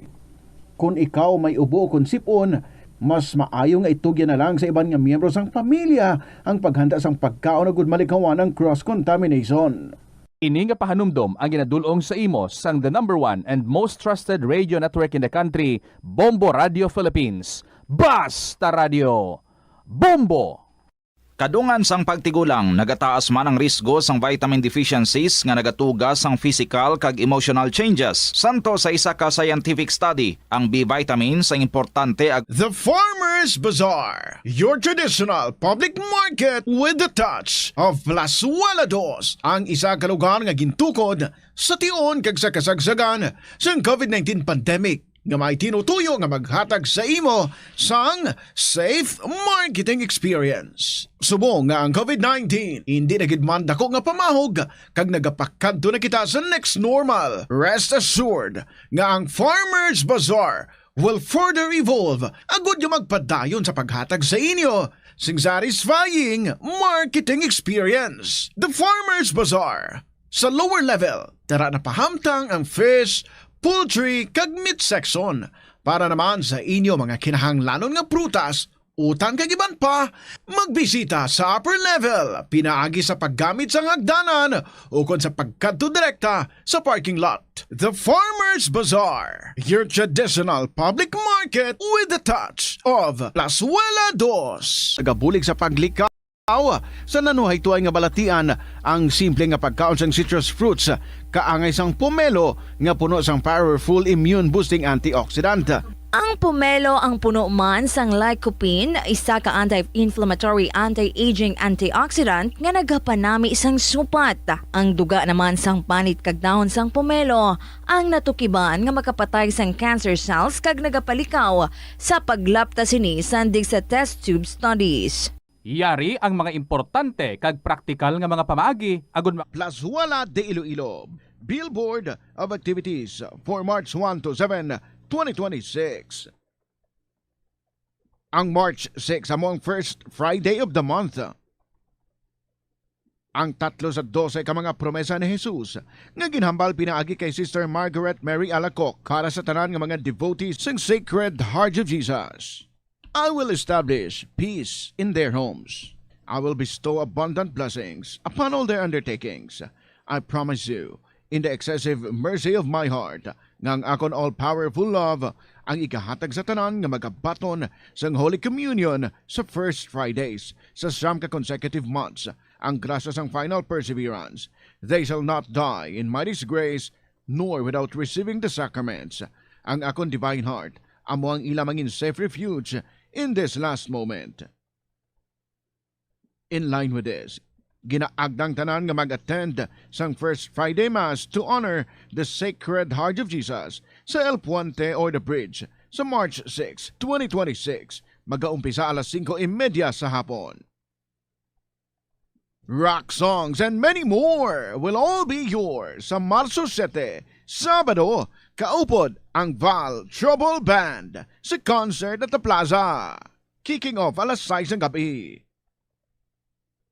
Sa tion sa musical show, napulo ka mga matahom nga Plazuela de Iloilo mags kag madamo pa nga iban ang igaparapol sa mga suki sa Plazuela de Iloilo. Sa March 8, Domingo, ginaagdang tanan nga mangin kabahin sa Eucharistic celebration nga pagkahiwaton sa El Puente or the Bridge sa mga adlaw alas 11 sang aga. Sa tion sang Holy Mass, ipangamuyo naton sa Ginoo that we Filipinos would soon realize nga kinahanglan naton maghugpong ilabi na gid subong nga ang aton pungsod ang yara sa tunga sang mounting political uncertainties. Plazuela de Iloilo, we remain to be one with you in the common hope for a better community and a progressive country in 2026. Paano ba lamang kalikaw sa aksidente sa dalan? Yari mga tips nga dapat tandaan sa tion nga nagamaneho. Una, likawan ang masaming nga pagsaylo sang linya. Ang swerving o kon pagsaylo sang lane sa isa ka delikado nga maneuver nga masabi ginatunaan sang bunggo anay. Kung himuon ini, siguraduhon nga may bastante ang oras kag espasyo. Ikaduha, i-check ang blind spots. I-check ang mirrors kung clear ang alagyan. Magbalikid o kung maglantaw sa nagaagi sa iban nga anggulo agud makasigurado nga maathag ang alagyan. Ang responsable nga driver ang masaming nga handa sa anuman nga aksidente. Kabahin na sang pagkaresponsable ang pagkuha sa nga insurance agud masigurado nga may peace of mind sa dalan. Ini nga pahanumdom ang ginadulong sa imo sang the #1 and most trusted radio network in the country, Bombo Radio Philippines. Basta Radio Bombo! Tanan kita mayara sang mabulig agud pakibatuan ang climate change. Magamit sang bag nga pwede magamit sang liwat-liwat agud mabuhinan ang Oras sa Bomborachi, Iloilo, Philippine Standard Time. 25 minutos na nakaligad sa takna. Siningalaw na balik na diri sa pagpangalagad sa Bomboray sa Udto. Sa gyapon ko mo Bombo Chama Blanco Hover. Standby sa aton sining mga kabombo. Check naman aton this time balita ni Bombo Hana anda sa bangod sa sining inantisipar nga pagsaka pa sa presyo sa produktong petrolyo. Ang Iloilo City Government magalunsyar sa fuel subsidy program sa 1,700 or 1,700 ka mga registered jeepney drivers, 1,700 registered jeepney drivers. Para nga ti makabulig-bulig man sini sa ilay sa sining ginantisipar nga pagtimbuok sa nga presyo sa produktong petrolyo. Bangod man sa kinagabo dito yes may Middle East. Check naton mga balita with the Bombo Hana anda sa Bombo Hana sa report. Please go ahead. Nagahimo sa nga inisyatibo ang Iloilo City Government sa konsey madari sa dakong epekto sa conflict diri sa Middle East tapos sa diin man ang mga transport sector ang mag-apektuhan sa sining pagtaas ng presyo sa gatong Bombo Chama para sa mga drivers, operators kag cooperatives as taman sa mga ordinary commuters. Sigurado diri nga ginapasigurado mismo sa Iloilo City Government nga mabatsyagan diri ang epekto mismo sa pagtaas ng petroleum products kag bangod sini mayara sang mga pag-obrahon man diri ang Iloilo City Government agad nga maka buhin-buhin o kung mismo makabulig man diri sa mga drivers sang ining pagsaka sa presyo sang gatong. Rason sini nga bagalonsar sa fuel subsidy program ang Iloilo City Government sa 1,700 ka mga registered jeepney drivers sa Iloilo City Bombo Cham. Sa idalong sa sining programa makabaton sa 1,500 pesos worth sang petroleum products kada bulan ang mga drivers kag operators pinaagi man sa ilang mga tagsaka kooperatiba diri sa syudad sang Iloilo. Tinutuyo man diri kay Mayor Isa Treñas nga i-expand diri kag ilakip ang mga tricycle kag taxi drivers sa fuel subsidy programa.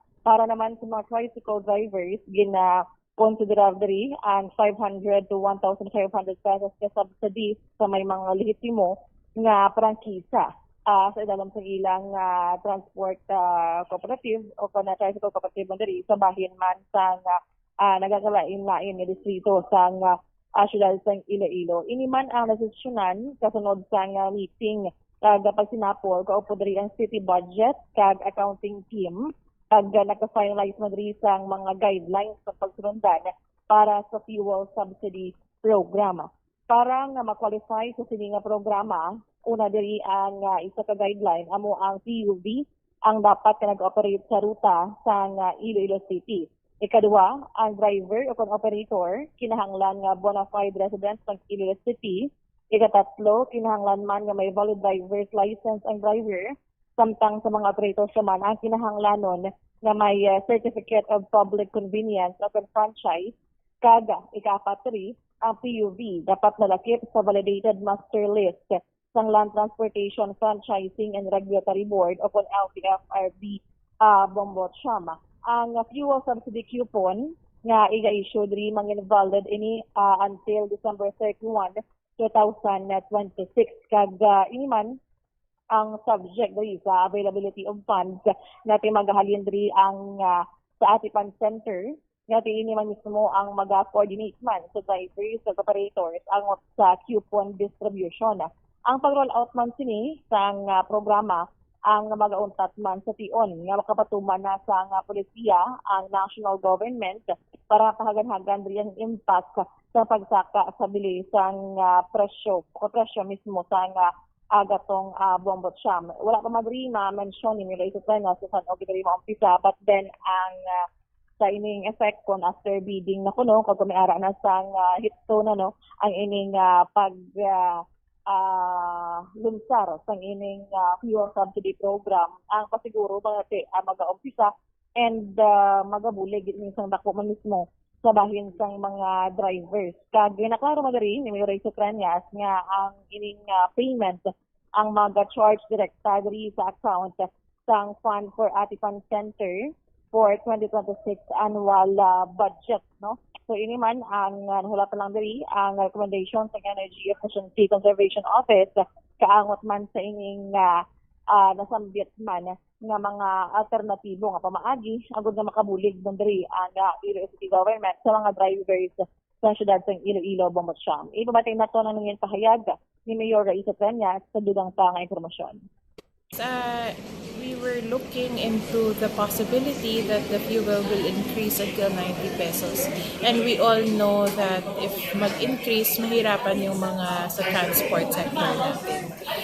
We were looking on how we can help and nag-discuss tayo sa team and we looked into having relief immediate relief response sa mga drivers natin.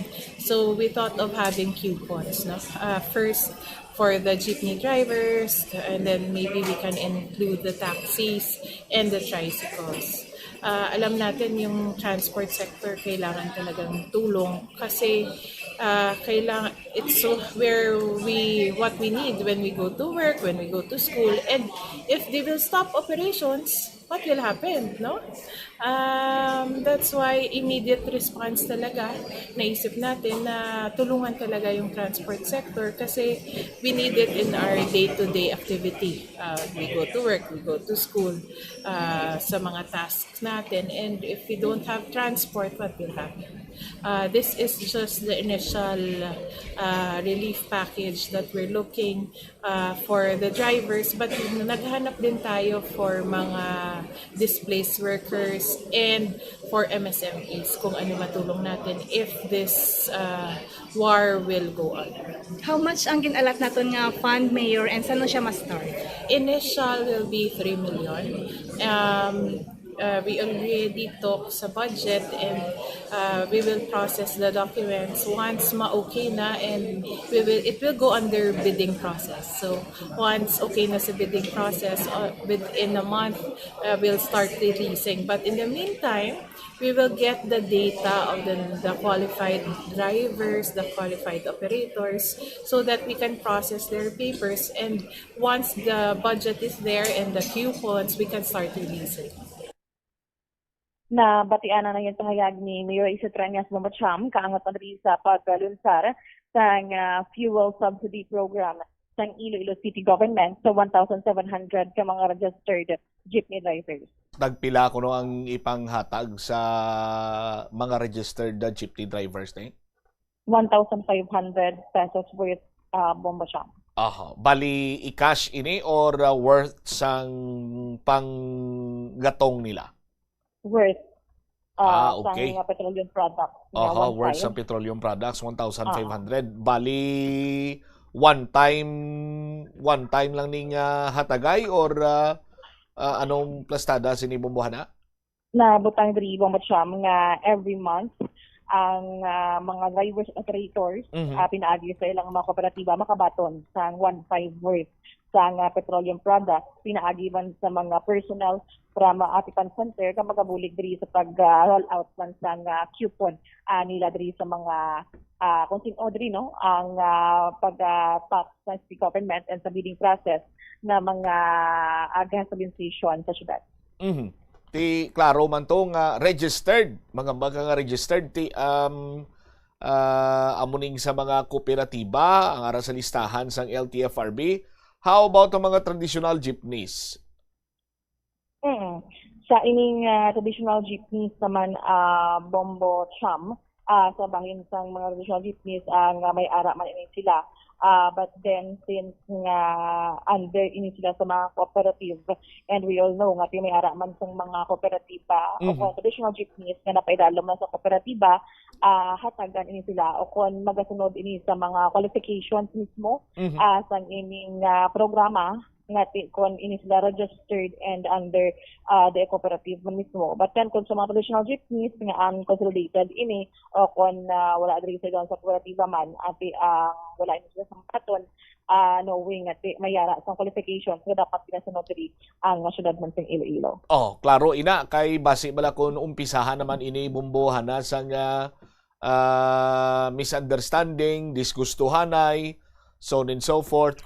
Pero kung ang basihan or rather ang balasihan sa city government kung nga nakakam up sila sa 1,700 registered jeepney drivers, sandig ini sa record sang LTFRB ining sa bahin karon iya or nagagikan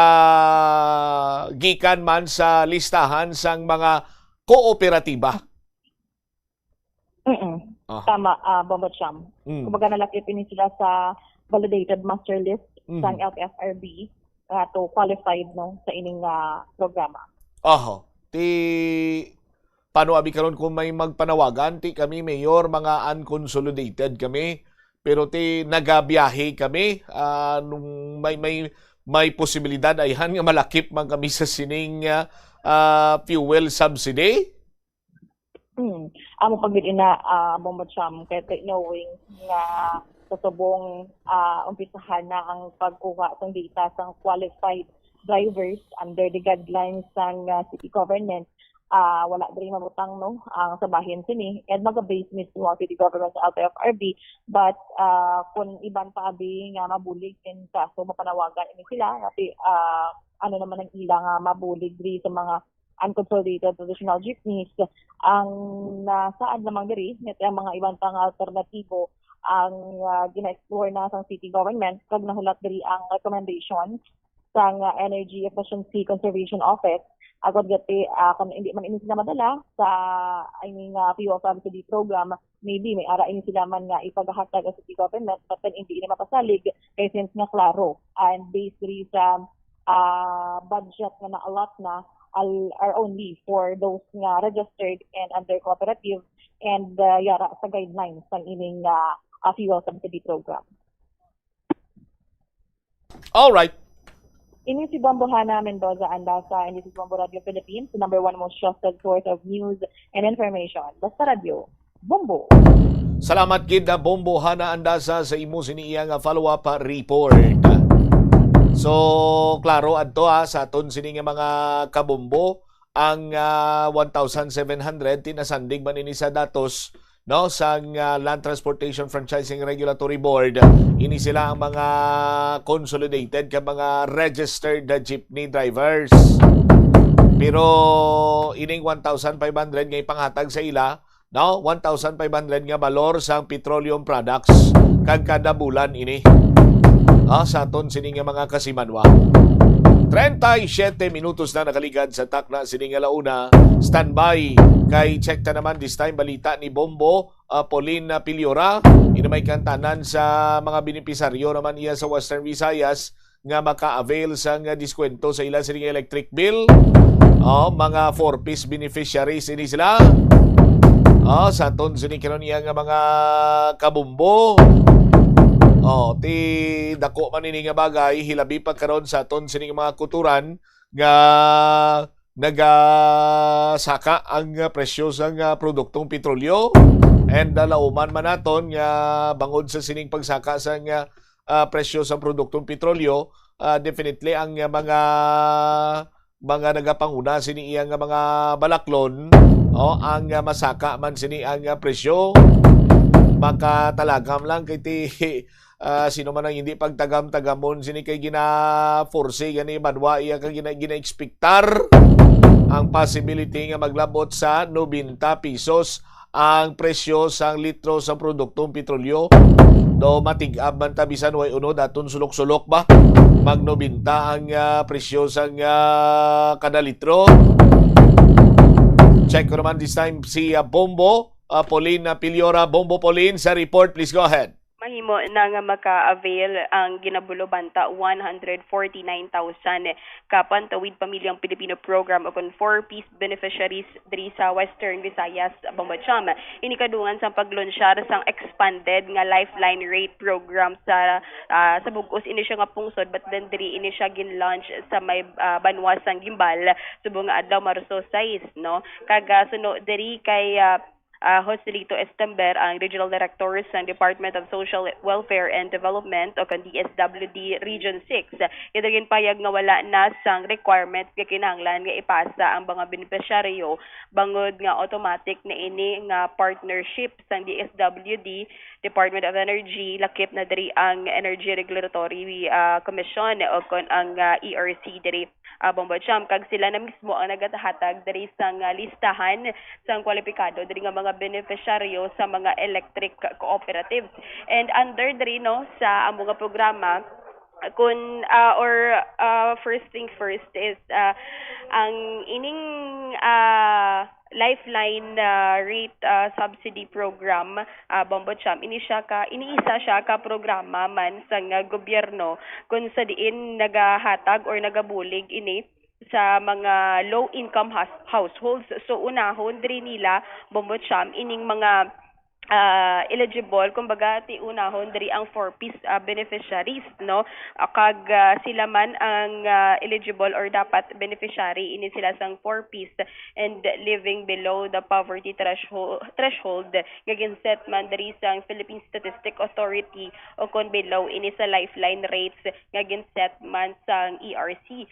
And suno man diri sa kay Regional Director Estember nga kunyara sa 50 kilowatts or base man diri sa DOE kung ara sa 50 kilowatts or 50 kilowatts below ang konsumo sang kuryente sang among nga beneficiaryo mahimo na ini maka-avail sang 100% nga discount kan kung maglapaw naman ini siya nakadepende ini sa nakonsumo nila nga kuryente. So for example kay diri sa bayan sa probinsya sa Iloilo do yara sa 12 kilowatts per hour diri ang kuryente. So kung i-times ini siya naton abi sa 50 do mga around 600. So kung 600 ang bill sang isa diri ka beneficiaryo, maka-avail siya sang 100% discount kag mahimo niya pa ni nga magamit ang ini nga kwarta sa Iban Manila nga kinahanglanon abi Bombo Cham.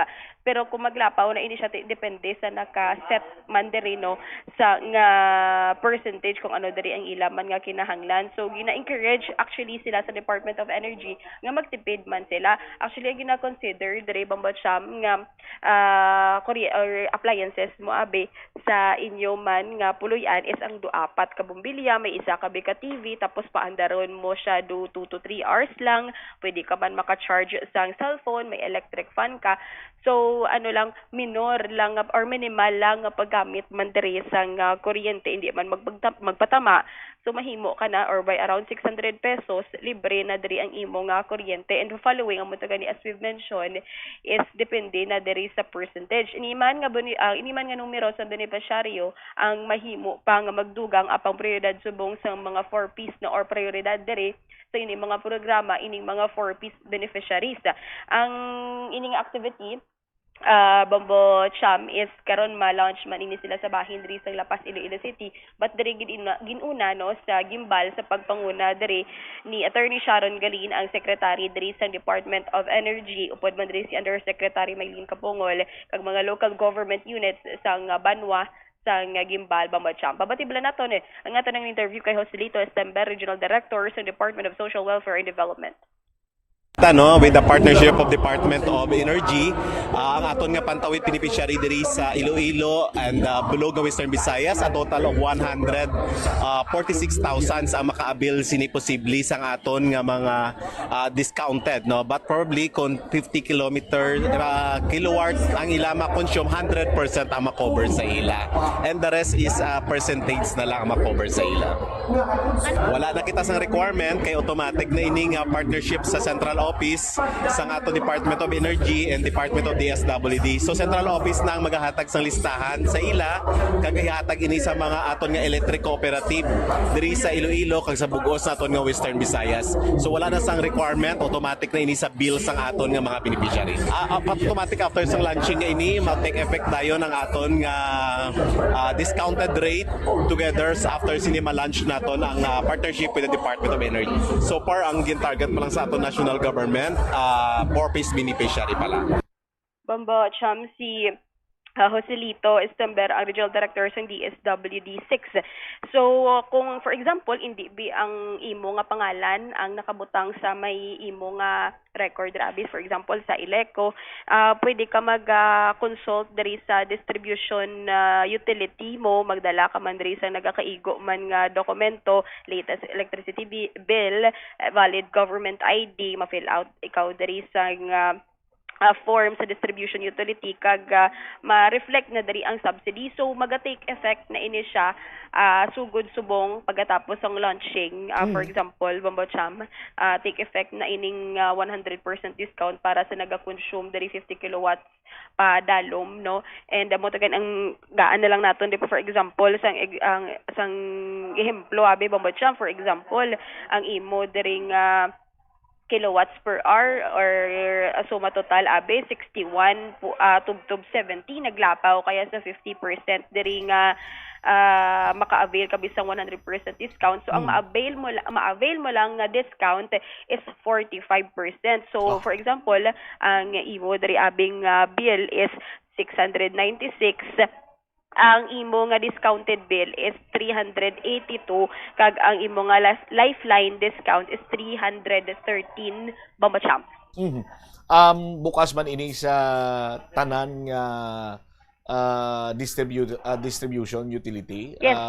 What I mean is ang iban or kalabanan sini taga Ileco pwede man ini sa more granting iti may nag-expand na ang more nga daan, may ara man dito sa may sa mga kabanwanan sa probinsya sa Iloilo, Bombo Pauline? Kagina ara ang presensya sang Ileco. 1, 2, 3, Bombo Chama. Karon diri sa La Paz, Iloilo City, upod man diri more electric power, no, diri sa bahin sang La Paz para sa launching man diriya. Pero kay nauna na dito sa Gimbal. So, in partner ni tanan, kay sa Bugos, ini siya nga pungsod, ang expanded subong.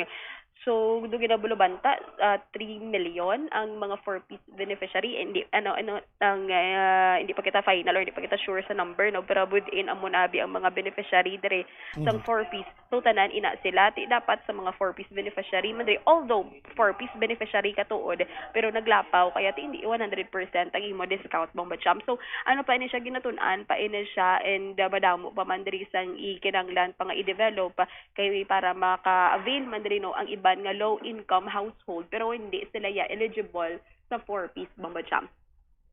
Alright, what if abi Bombo Pao 4-piece beneficiary katuod pero damo ka appliances sa inyo sininga sulod sang balay. Ang hambal gani.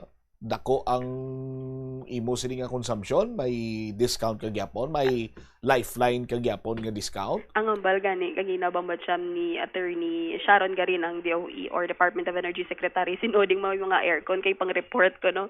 Kaya kung 4-piece ka gani, buot silingon hindi or stable diri ang imo nga income. Yes. Kinanglan mo abi sang bulig diri sang gobyerno. So amo ni 600 and below. Kagti ang pila man lang ang konsumo mo abi sang kuryente, and the basic na diri sa isa abi ka household kuno is amo na may 4 ka suga, mapaandar ikaw TV, may ara ikaw sang ventilador dira abi Bombo Cham, kung may ara kada sang radyo, no, Bombo Cham, and at the same time may ara ka man bisang bata mo bigatoon, may laptop, may cellphone, so pwede na makalabot sa 600 pero amo na ang gina-encourage. How about ang ref? Okay, siguro malakaak siguro ang imo bill sa kuryente. Wala pa ako kagid siguro 600 pesos. Pero ang kalabanan sining mga 4-piece beneficiaries bala Bombo Pao, mga nabalaan naton, may mga mini sound gani.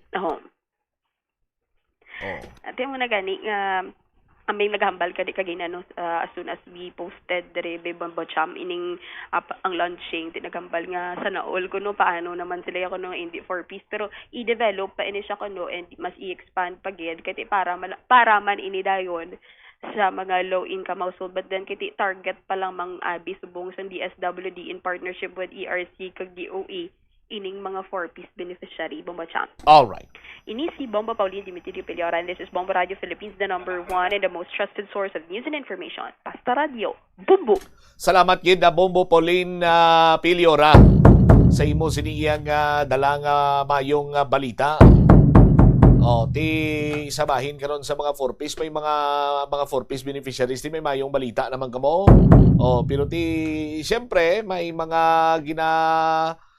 talaksan man ini ang sabahin karon sa Department of Energy para iya sa sining diskwento sa inyo man nga electric bill. 49 minutos na nakaligad sa takna sining alauna. Balikan nato ang balita ni Bombo Jomar Villabla. Kay ang pag-asa diri Banwa nag-lunsyar sa ila sining bagong radar facility diri sa Iloilo. Ti dugang man ini Banwa nga mambal naton kayuhan no in terms sang monitoring man iya sang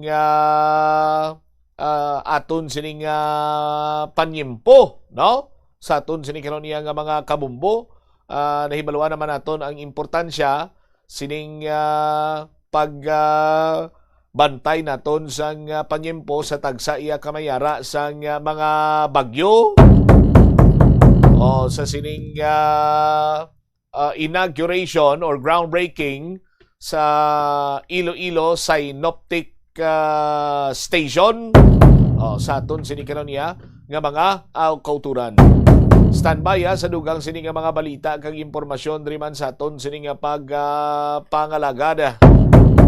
May mga nagkalain-lain man sining nga panawagan karon ng aton sining nga mga opisyales sa sining pagsaka sang presyo sang produktong petrolyo, no? May mga ginaplastar diri Banwa nga magpatingayon sang automatic suspension sang value-added tax kag excise tax mga kauturan.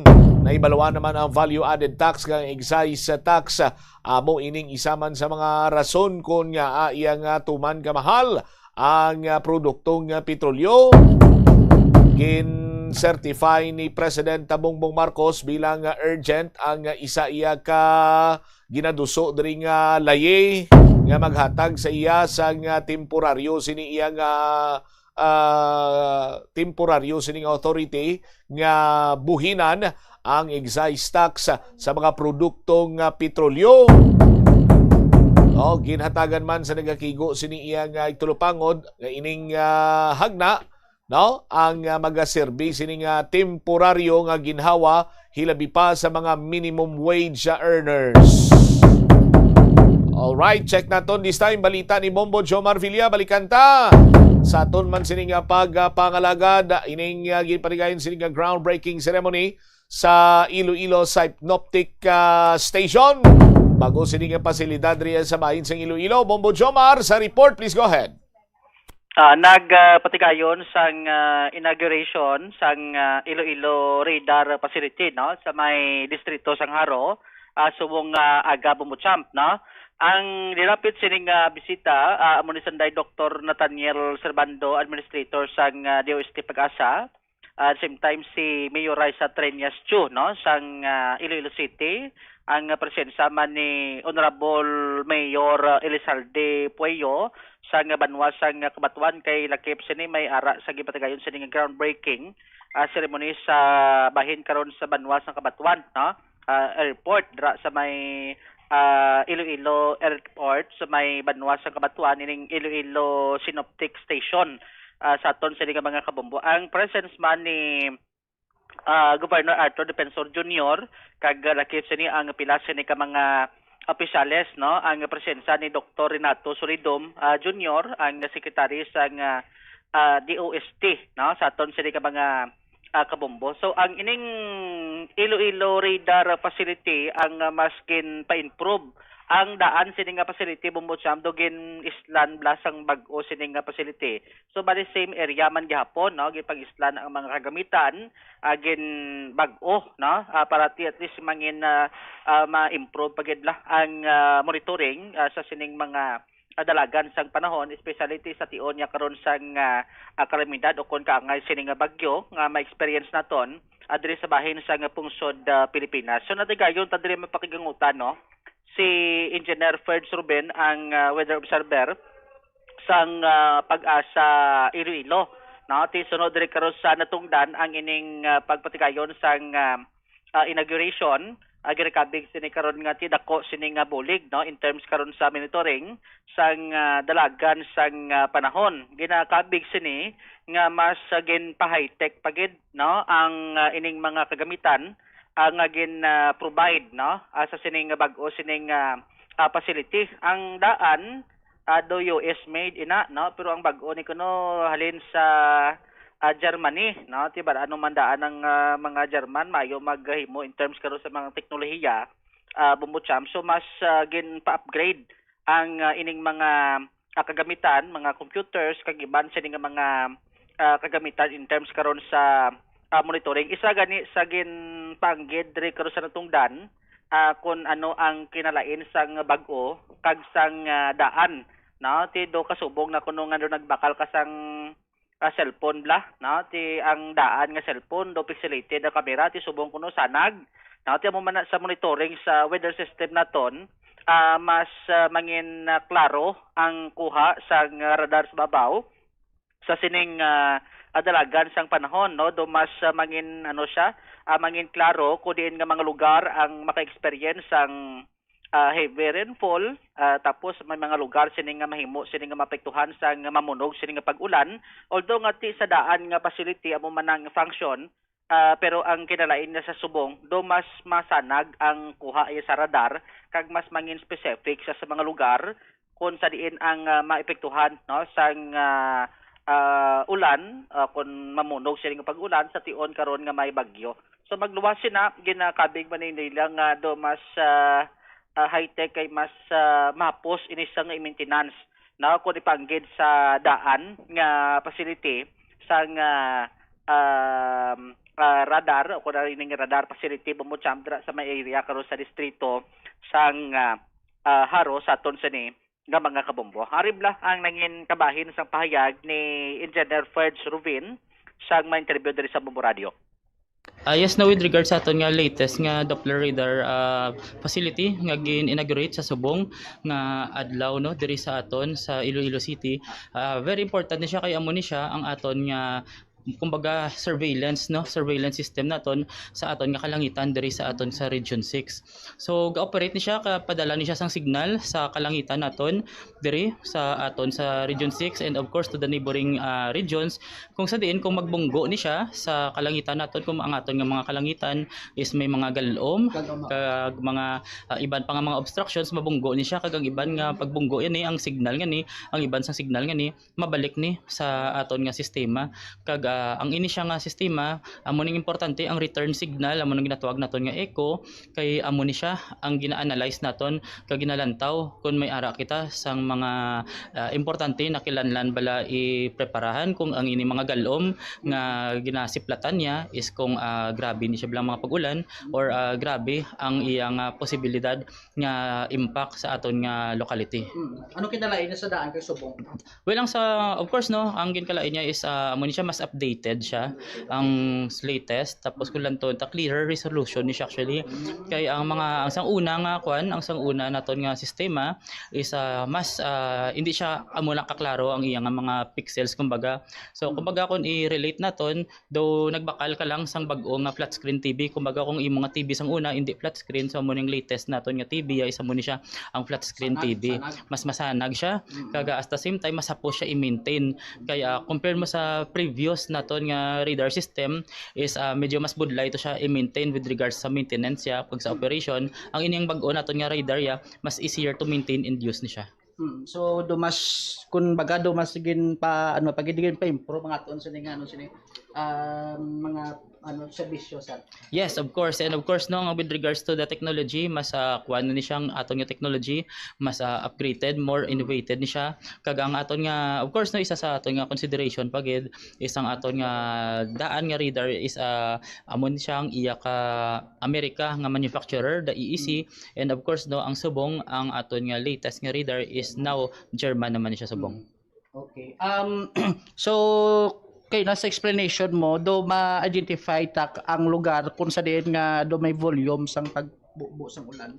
Yes, mas makita naton ang kung diin nga mga lugar ang mas ginabubuan sang ulan or diin nga mga lugar ang posible nga bugbuan sang ulan naton kay animated man yung aton nga mga images no nga na-generate sa So mali mangin specific sa sir nga sa lugar or banwa Yes, possible na mas makita natin kung diin nga mga lugar or diin nga mga banwa ang posible nga mas maiguan sang madamol nga ulan or gakaapektuhan sa mga madamol nga ulan as of the moment. Pero i-take note lang gyapon naton nga may ara kita sa mga radar blind spot. Of course, hindi na naton maiwasan kay tungod man sa aton nga mga natural features kumbaga sang aton lugar, like for example ang mga mountain ranges, ang mga lagko nga bukid, kay kung may lagko kita nga bukid ginabunggo yan na ang mga signal nga ginapapadala sang radar kaga amo na wala gakalantaw, wala nakakakitaan ang iban nga parte sang area nga to kay may ara kita sang bukid. Sa old equipment sir amo man na dumatry siya man makita yang mga lugar din ang mas volume nga pag-ulan. Yes sir, same lang sir. So ang ginkalain subong is mas klaro ang aton nga image, mas klaro ang mga pag-ulan nga makita niya, ang resolution niya, clear optics, and at the same time mas dasig no, mas accurate pagid ang aton nga ginalantaw nga mga data. Mas suppose actually i-process ang data naton subong kay mas updated, mas upgraded ang aton nga technology.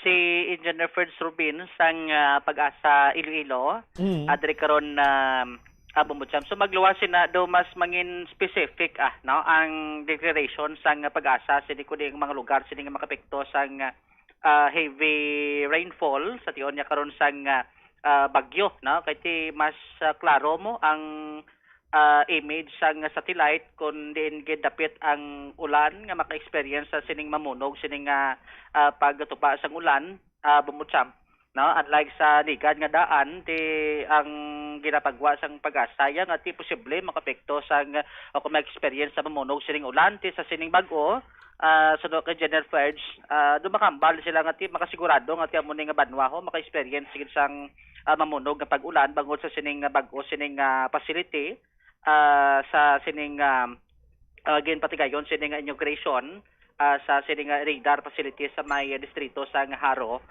Bumbudsam. All right. So munang latest no diri sa may distrito sang Haro kag lakip man ang ginpatigayon sining groundbreaking ceremony sang Iloilo Synoptic Station sa may Banwan man sa mga Kabatuan Iloilo Bumbudsam. Ini si Bombo Jomar Consumo Villa and this is Bombo Radio Philippines, the number one most trusted source of news and information. Basta Radio, Bombo. Salamat gid Bombo Jomar Villa. So kung mas specific karon ining nasambitan iyang makabig naton equipment sang Pag-asa Iloilo no sa aton sining mga kabombo mas mapreparahan na naton ini ang posibleng nga epekto sa malaing nga tiyempo kag matumod sa kundiin dumping area sa aton sining nga mga kauturan. Anyway, lapaw nagkikita sa latin sa aton man sining nga pagpangalagan, iban sining mga balita kag impormasyon, itugyan naton sa iban sining manus sa Public Affairs Program sa Bombo Radio Iloilo. Standby na sa kapon lamang program, kaupo naman sa kay Tita Regine. Isi Bombudsam Blanco Vergabilin sa imo sa mananay nga hapon. May God bless us all. This is Bombo Radio Philippines, the number one and most trusted source of news and information. Basta Radio Bombo! Tanan kita mayara sa bulig agud pakibatuan ang climate change. Magamit sang bag nga pwede magamit sang liwat-liwat agud mabuhinan ang plastic bag nga ginahaboy bangod dinhi nagatugas ang greenhouse gases. Ikaduha, hindi masumi magamit sang computer. Kung 4 ka oras lamang sa isa ka adlaw ang imo nga paggamit sang computer, makabuhing ka na sang carbon dioxide emission nga 83%. Ikatatlo, kung malapit man lang imo nga kaladtuan, mas maayo nga maglakat o kung magsakay na lang sa bike. Magluwas sa makakinot ka na, mabuhinan pang polusyon nga nagatugas ang climate change. May kilala ka bala nga mga bata nga mahilig sa video games? Nagausik bala ini sang inoras sa paghampang sang iya ginakaadikan nga games? Isa ka pagtuon sang American Academy of Pediatrics ang nagapahayag ngang sobra-sobra o kon inoras nga pagtiner sa paghampang sang video games ang makadulot sang depresyon, anxiety kag manubo nga grade sa eskwelahan. Suno sa mga eksperto, halos 9% sa kada 3,000 ka mga elementary students sa kada pungsod ang makabig pathological o kun addict sa paghampang. Makabig nga pathological o kung addicted ang isa ka estudyante kung nagaapekto na ang paghampang sa iya nga pag-eskwela. Dugang pa sa amo nga pagtuon, Ang kaadik sang isa ka bata makapabudlay sa iya sa pagkontrol sang iya impulse. Kaangot diri, ginpanugyan nga dapat hindi magsobra sa isa ka oras kada adlaw ang gastuhon sang isa ka elementary student sa paghampang kag hindi naman magsobra sa 2 ka oras ang isa ka high school student. Sa eskwelahan, ang pag-practice ang good manners and right conduct ang makabulig sa paghimo sang positive, respectful environment para sa pagtuon. Nagapakita ini sang pagtahod hindi lang sa mga manunudlo kundi mangin sa imo mga classmate kag sa school community. Mag-abot sa eskwelahan on time. Ang pag-abot sang late sa klase kag sa aktibidad ang nagapakita sang kakulang sang respeto sa oras sang iban. Magpamati sa imo maestra o kun maestro samtang nagadiscuss sang lesson kag sundon sang maayo kun may yara sang instructions. Tawgon nga ma'am o kun sir ang imo teacher o kun staff. Kun may pamangkot, ibayaw ang kamot, agud mahatagan ikaw sang kahigayunan nga makasabat. Maggamit sang please, thank you kag excuse me kung nagaistorya sa imo classmate o kung sino man ang imo ginaatubang. Likawan ang pagpanunlog, pagbuli o kung pagpanginsulto. Mangin maayo kag may respeto sa isig kapareho. Mangin matinlo sa classroom kag school grounds. Ibutang sa basurahan ang basura kag indi pag-ihaboy sa bisan diin lang ilabi na sa sulod sang classroom. Respetohon ang propiedad sang eskwelahan. Halungan ang mga libro kag supplies kag likawan ang mangguba sang pagabutang nga wala mo ginapanag-iyahan.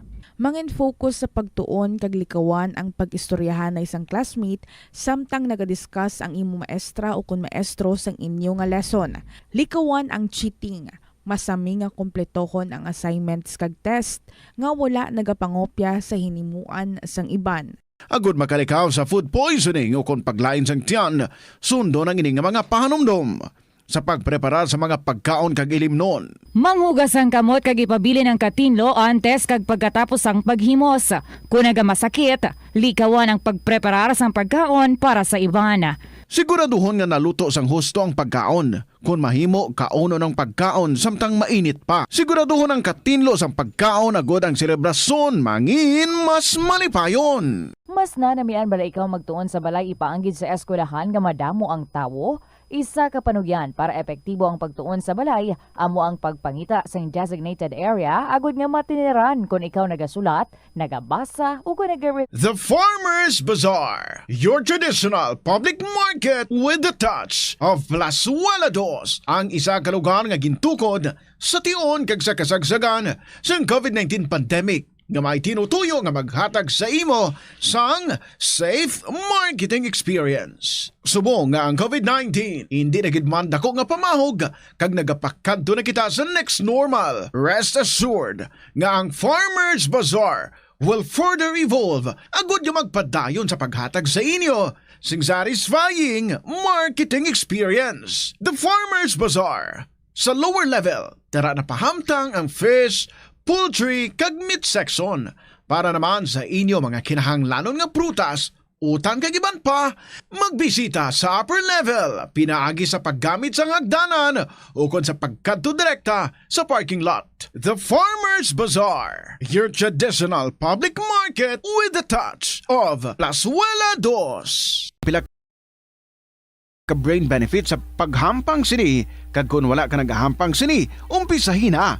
Sunod sa pagtuon ng paghampang sang chest makabulig likaw sa Alzheimer's disease. Bangod ang utok nagatrabaho kaangay sang muscle, nagakinahanglan ini sang exercise agud mangin healthy kag malikawan ang injury. Magluwas diri ang paghampang sang chest ang nagapa-improve man sang concentration, memory, creativity kag problem solving skills kag napamatud-an man nga nagapaalam.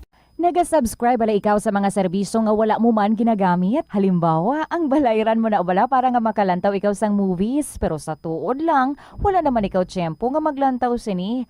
Hapos lang libatan ang bulanan nga mga subscription sa streaming services kag mobile apps. Kag, wala ka lang nakadipara, ma-charge na ini sa imo nga bank account bisan nga wala mo man regular nga ginagamit. I-review gid ang imo nga ginagastuhan sa mga charges kaangay sini. Kag, ikonsiderar man ang pagkanselar sa mga hindi kinahanglanon nga mga subscription subscriptions agod nga mas magamit mo ang imo kwarta sa mas kinahanglanon nga mga butang. Ini nga pahanumdom ang ginadulong sa imo sang the #1 and most trusted radio network in the country, Bombo Radio Philippines. Basta Radio Bombo!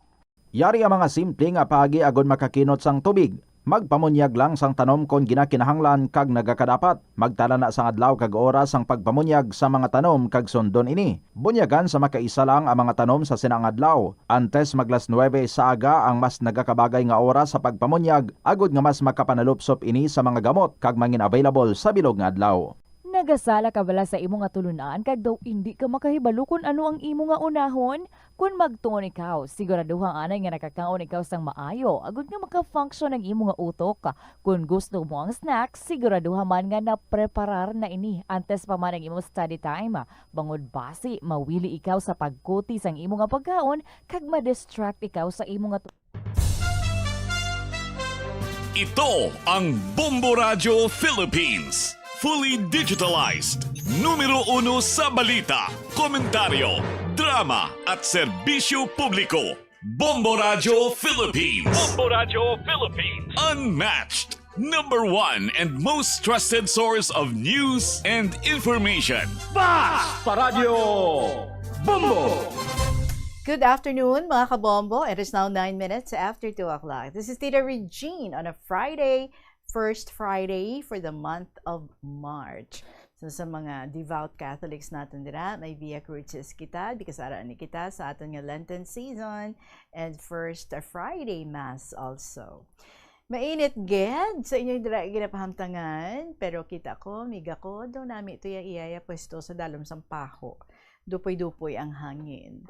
Good afternoon, kids sa inyo. Let's relax once again and be chill with a story. Be chilled with a story nga stories gid. Hindi lang isa ka story, kundi stories gid nga ato ni idulong sa inyo sa sining nga hapon. Salamat sa mga letter senders naton. Kag sa inyo man dira nga luyag man nga pakigbahin sang inyo nga mga inagyan sa kabuhi, mga istorya ang hindi nyo malipatan, or mga inspirasyon nga luyag nyo gid i-share sa amon. You can email your story sa bombo_iloilo@bomboradio.info. Pwede man sulaton and then ipadala. Sa kahapon lamang program, DYFM, Bombo Radio Iloilo, Sky City Tower, Mapa Street, Iloilo City. Hindi gin magpatama ha sa cold water, especially if halin ka mo sa initan.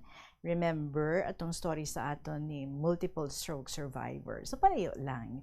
Let's be careful. 10 minutes after 2, here's our beautiful song para sa inyo this afternoon from Cookie Zamora, Ikaw Na Kaya. Good afternoon. This is Tita Regine. Welcome sa Kahapon Lamang program.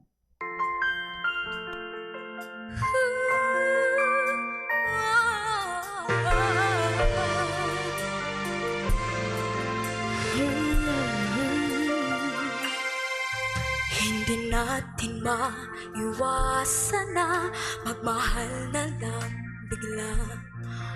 Puso ay sunod-sunuran lamang sa kanyang koba. Sa hindi malamang dahilan, siya'y merong nakita. At sa isang ngiti lang ay lahat nagbago na. Na kaya ang aking hinahanap, ang pagkatagal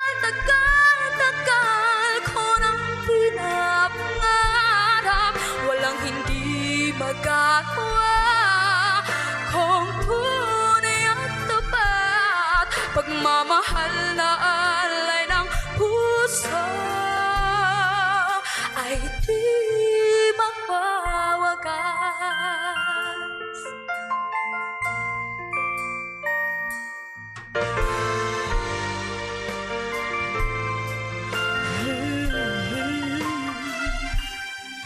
Minsan ang isang simpleng ngiti ay mayroong saya, isang tapat na hangarin at pangakong dakila.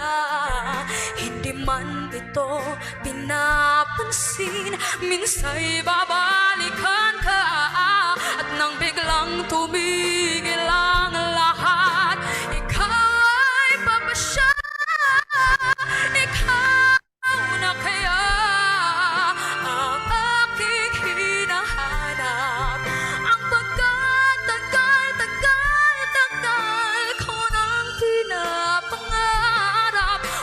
hindi magagawa kung tunay ang tapat, pagmamahal na alay ng pusa ay di magwawagas. Ikaw na kaya ang aking hinahanap, ang pagkatagal ko nang pinapangarap. Walang hindi magagawa kung tunay at tapat, pagmamahal na alay ng pusa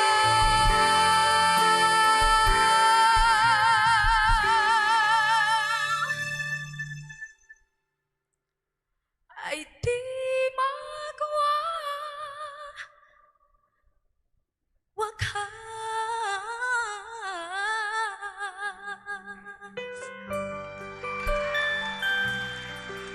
Oh, yeah.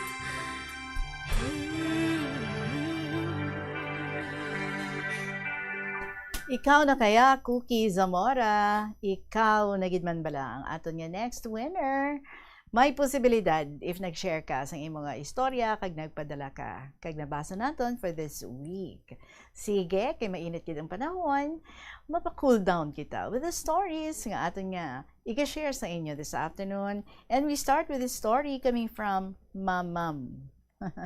Mamam, explain niya na karon nga ang Mamam, Dear Tita Regine.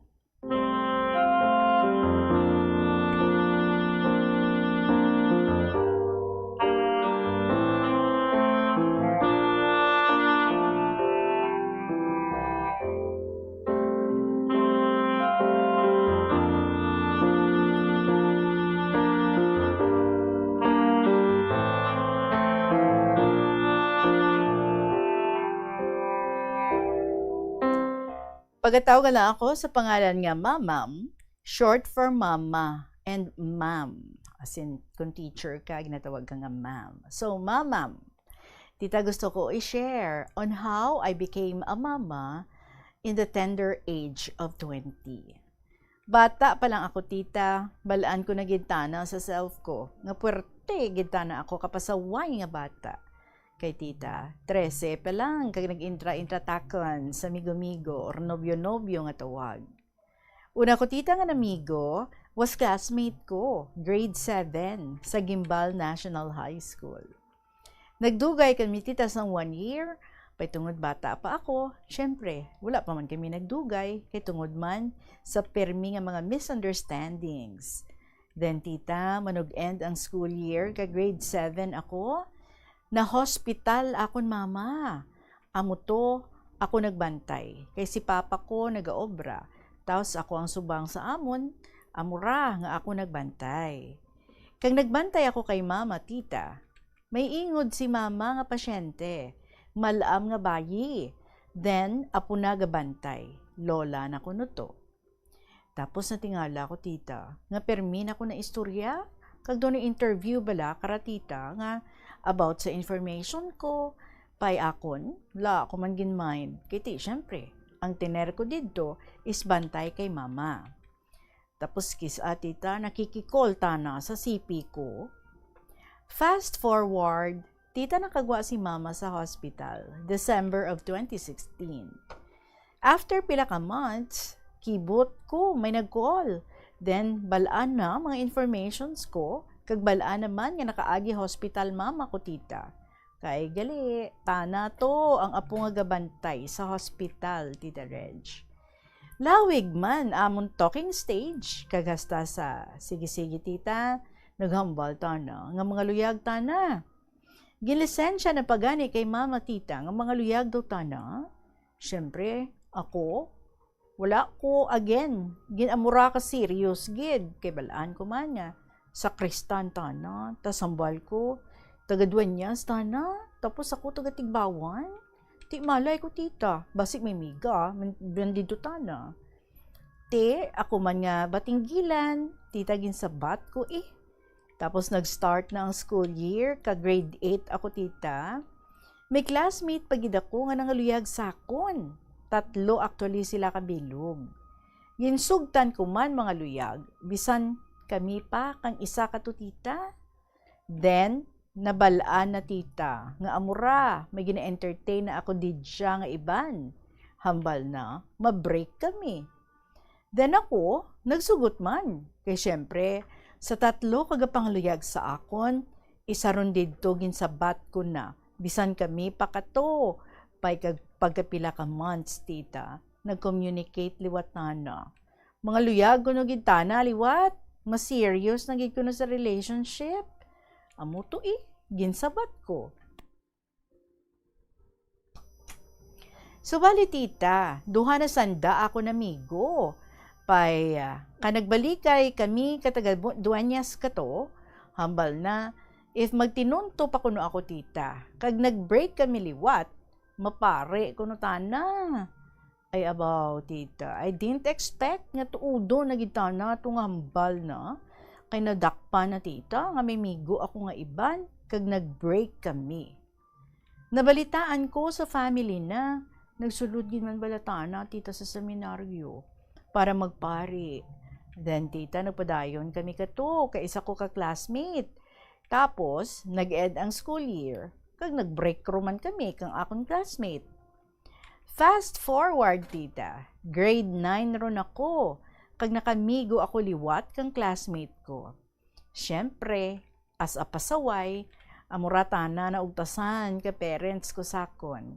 Kay every school year ko no, iba-iba nga lalaki ako namigo-migo.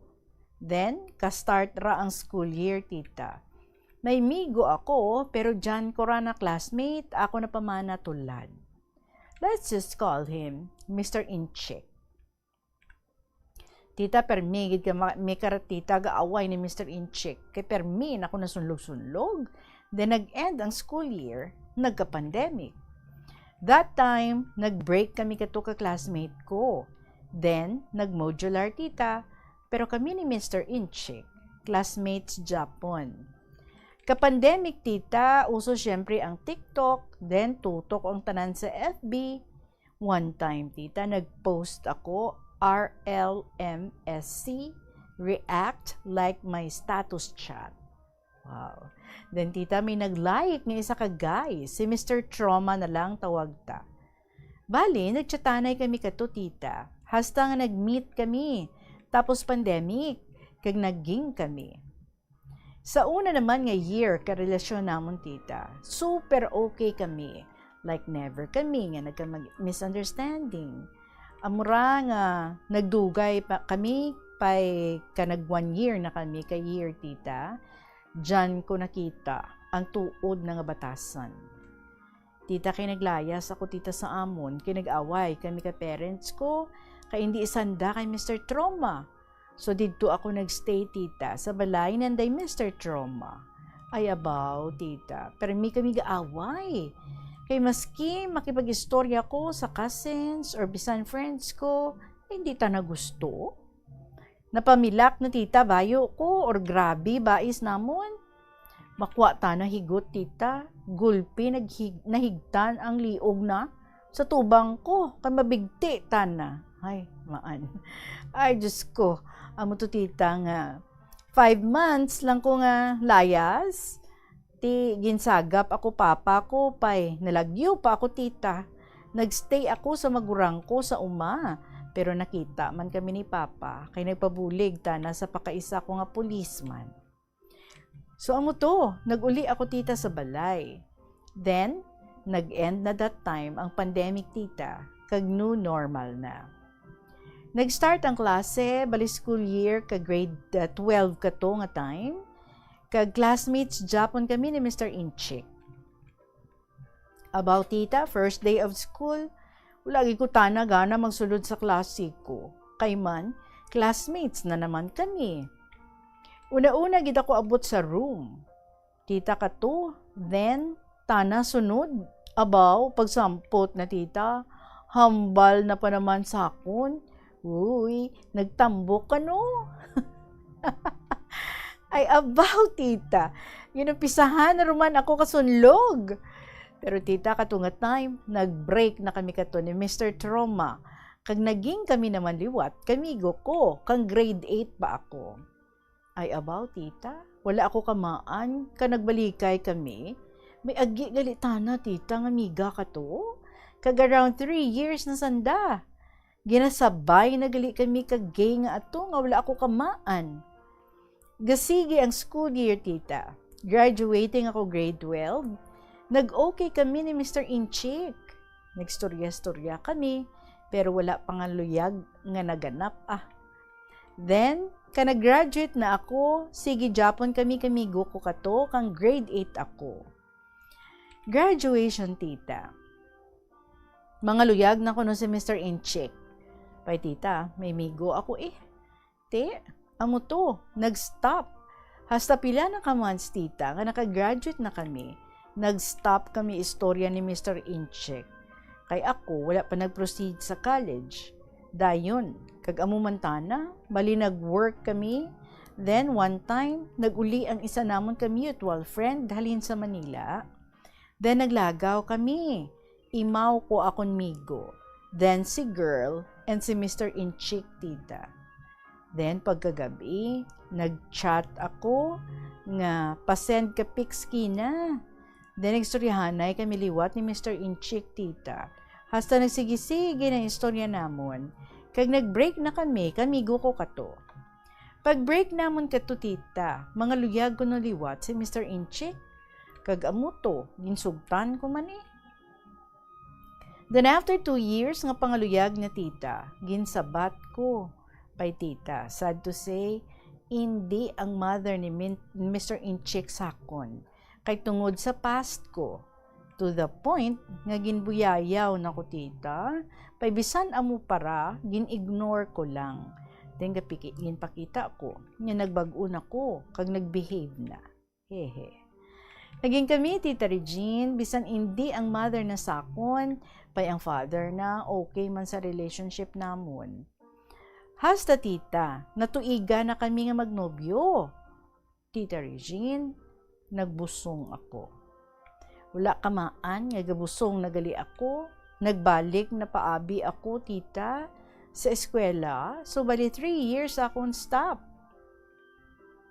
Amura nga, ma'am, tita, kay ti education akong ginkwa tani. Kaso, wala pa natapos ang first sem, tita, nagbata ako. Nabalaan naman, nga gabusong ako. 7 months na kag nabalaan. Sang mother na tita, nga nagabusong ako. Ginbato naman apo na So amura dya tita, nga nag-stop ako danay kadya, and wala pa balaan. Kung ano matabo, next, kay may bata na ko. Hoping na lang, nga matuman ko pa, kag padayuno ng ako nahandom, nga maging teacher someday. Pay sa tulad, focus danay ako sa amon baby ni Mr. Inchik, tita. Hasta lang danay di dya, Tita Regine, kito super lawig na gid akong emote. Hehehe, sa liwat, si mamam.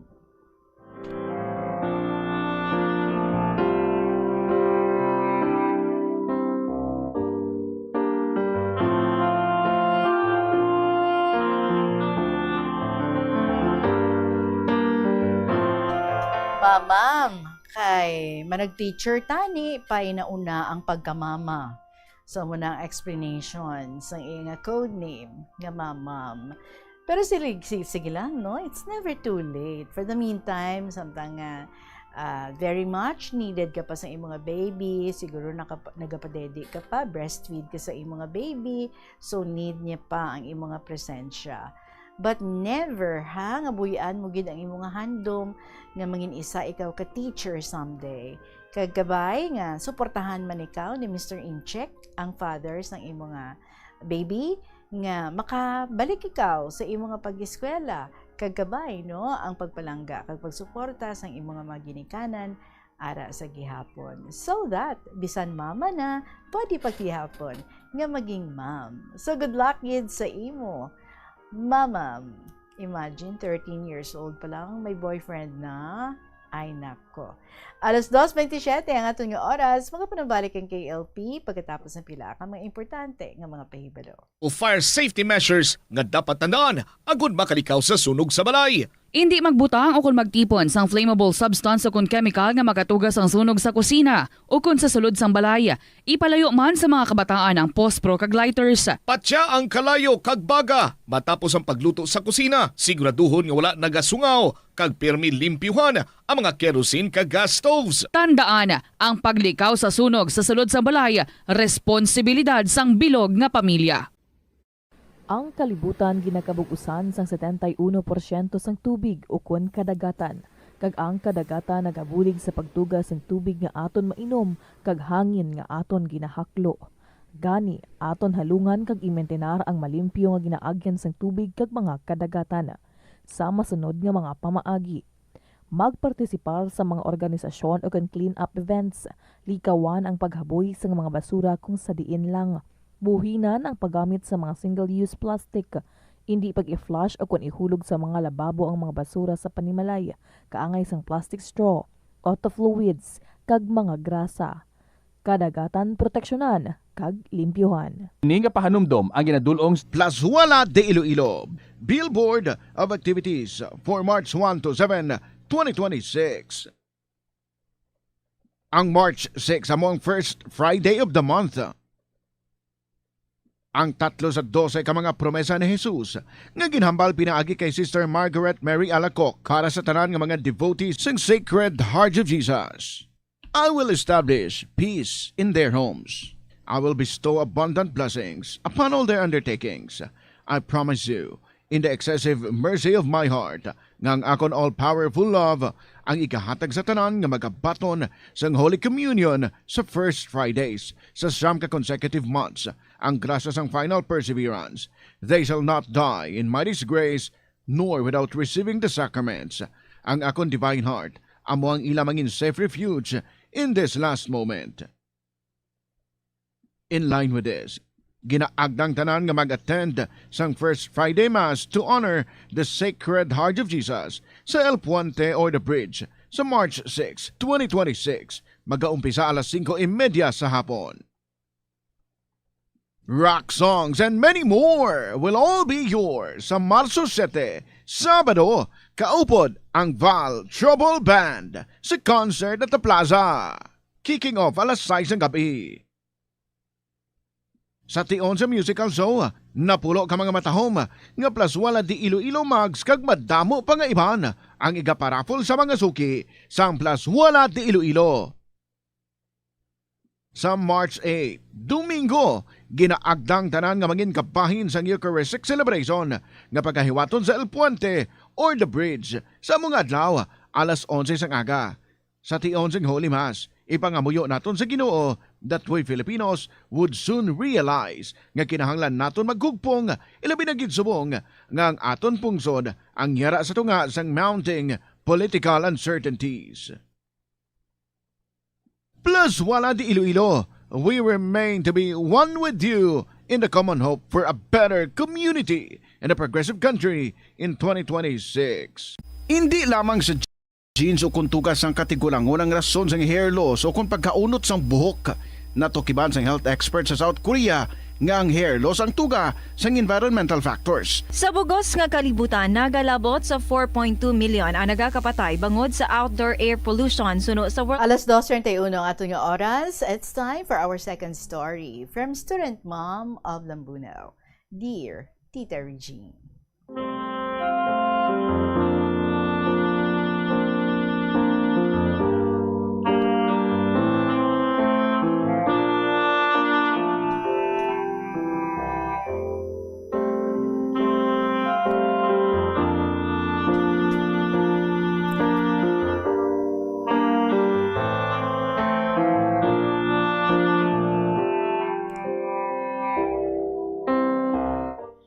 Aga pa ako subong nakabugtaw, Biyernes nga adlaw, February 6, 1 month ago.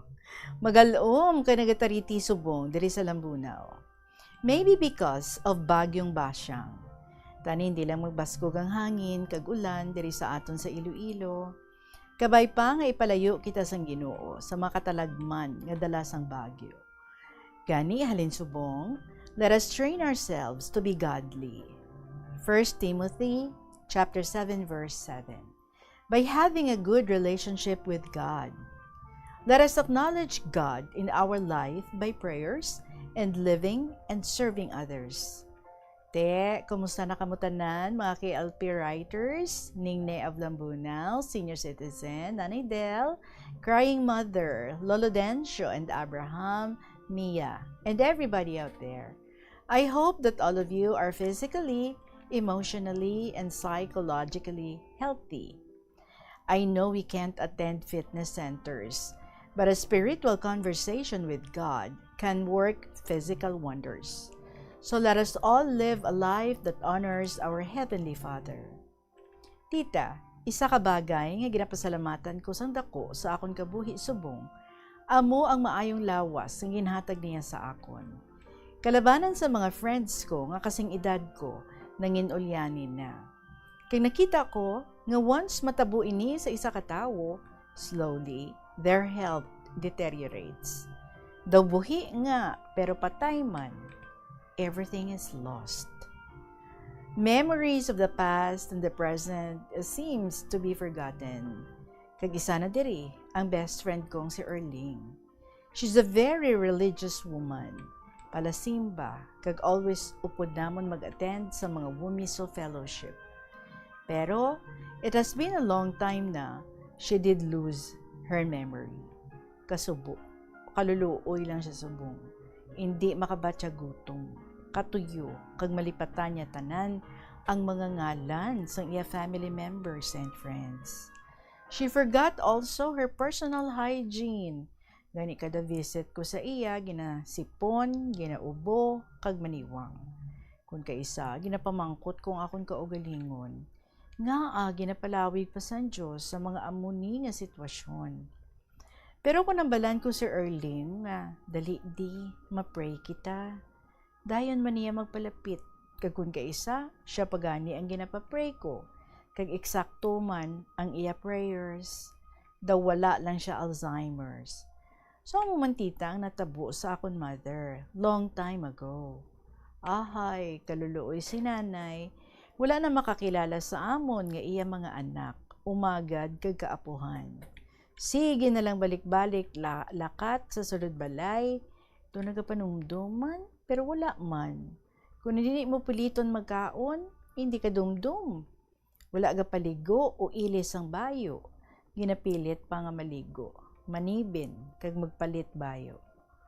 Ano na lang, kung wala sa nagaatipan.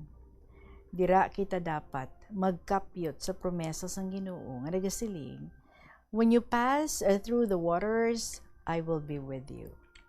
As always, let us not forget to read our scriptures, for it is full of God's promises, and that we can be encouraged by one verse at just the right time. Ti, amo na ang life ta sa sining kalibutan. Once we were young, full of dreams and good hope, but time will come that physical changes can't be controlled. Once natural wonders dazzled us, but comes the time we can no more appreciate God's light to the world.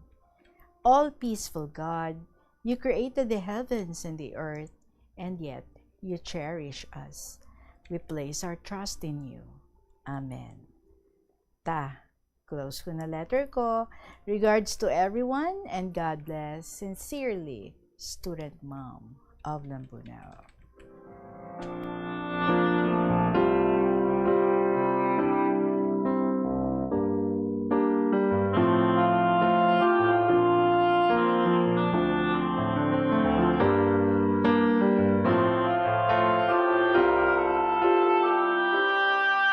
Isa ko no sa mga main reasons kung nga nagaka-Alzheimer's ang isa ka tawo is kung kulang siya tulog.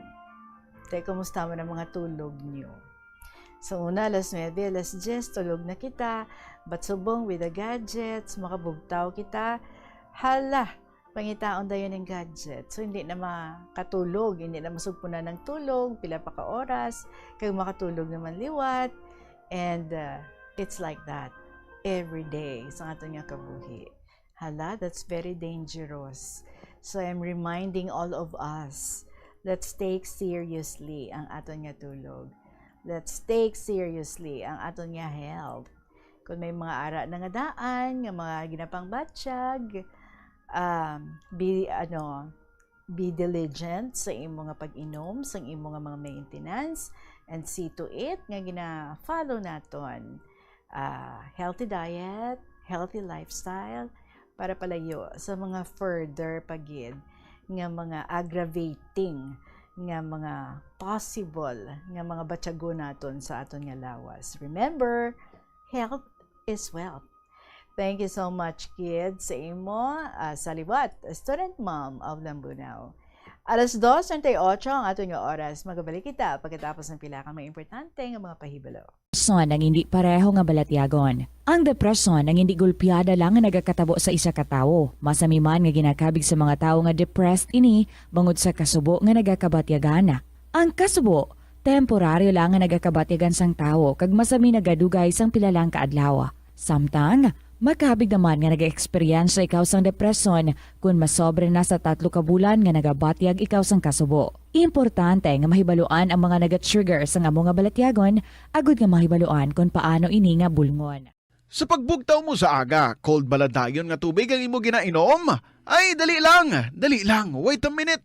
Para sa ininit. Suno kay Dr. Deborah Weatherspoon, isa ka advanced practice nurse, mas maayo nga mag-inom sang alabaab nga tubig sa aga. Paathag ni Weatherspoon, iniya nagabulig sa lawas nga magpagwa sang toxins kag naga-improve sang imo blood circulation. Sa mga babayi, ang pag-inom sang alabaab nga tubig ay nagabulig man kung ikaw nagasuprer sang period cramps.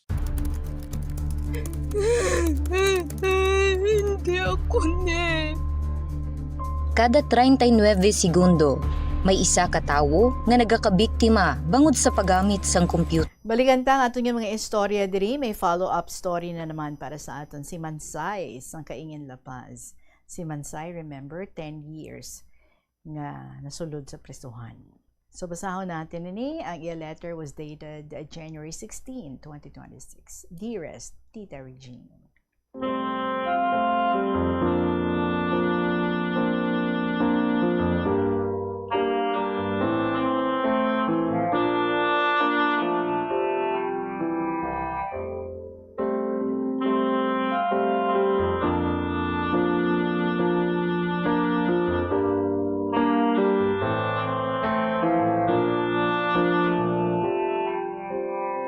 Una sa tanan, maayong hapon sa imo, sa Bombo Radyo, sa mga gwapa nga lady reporters, kay Manong Guard or Mamang Guard, sa mga listeners, senders, sa liwat, maayong hapon.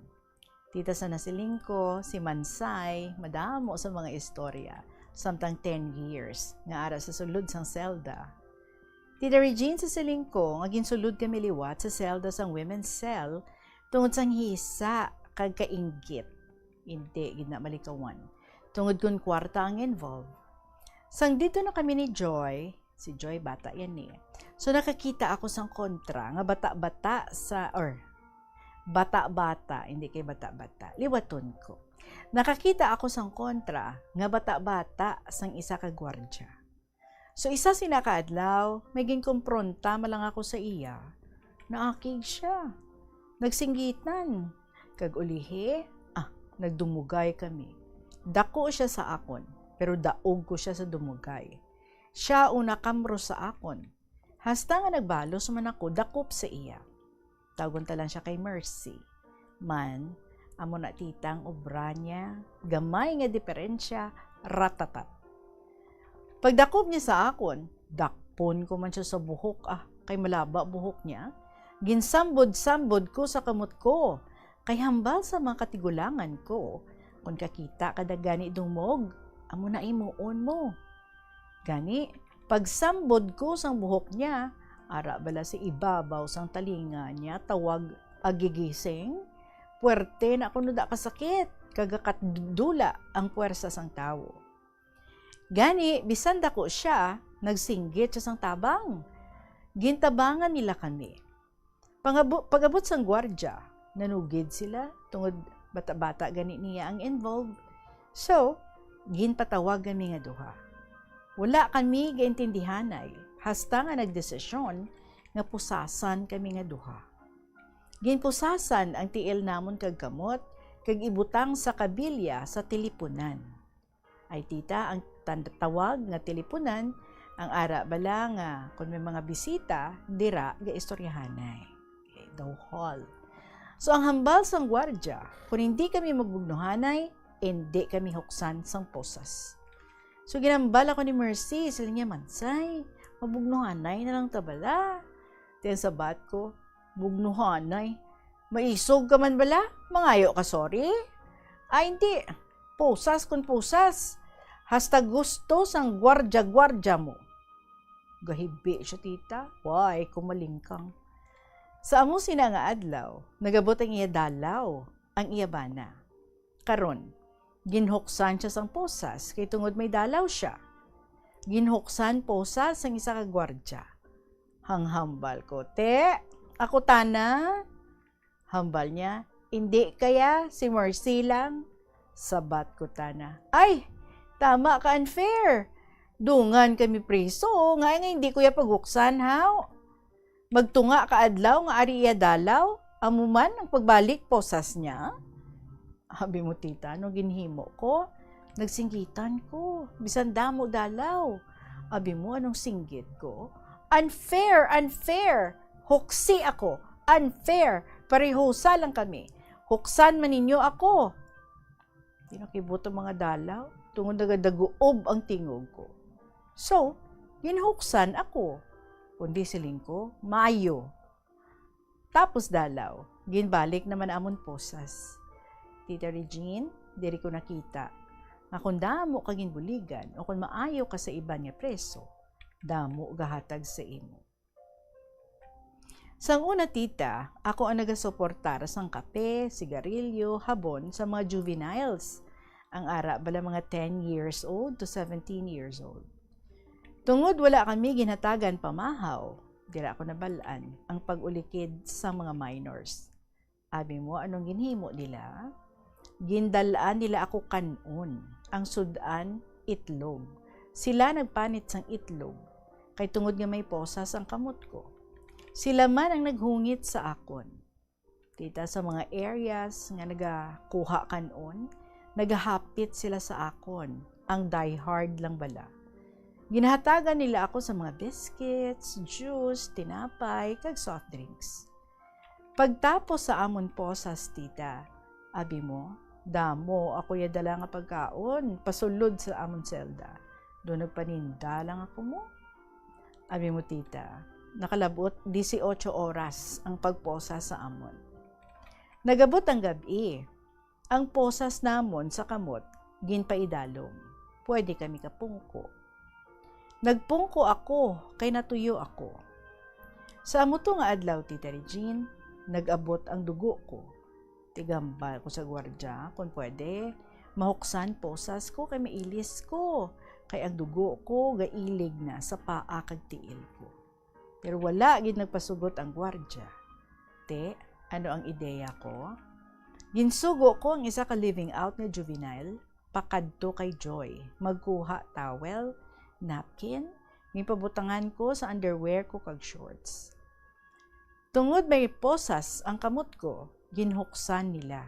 Ang tiil ko, nga wala kabalo ang gwardya, kay malayo man sila. Hasta dismulado. Ginbutangan nila ang hawak ko sa tuwalya, tapos ginpaalsa ang tiil ko, kag sila man ang nagpasaka sang underwear ko, kag pasuksukan ako shorts. Ahay, ang mga kabataan, wala man huya-huya, nga gapasuksok. So, alas 8 kami ginpusasan, 8 a.m. to 3 a.m. sa dason nga aga. Sagi si Mercy kahibi, kaghibi, pero ako, wala ginalingkang. Tulog pungko eh.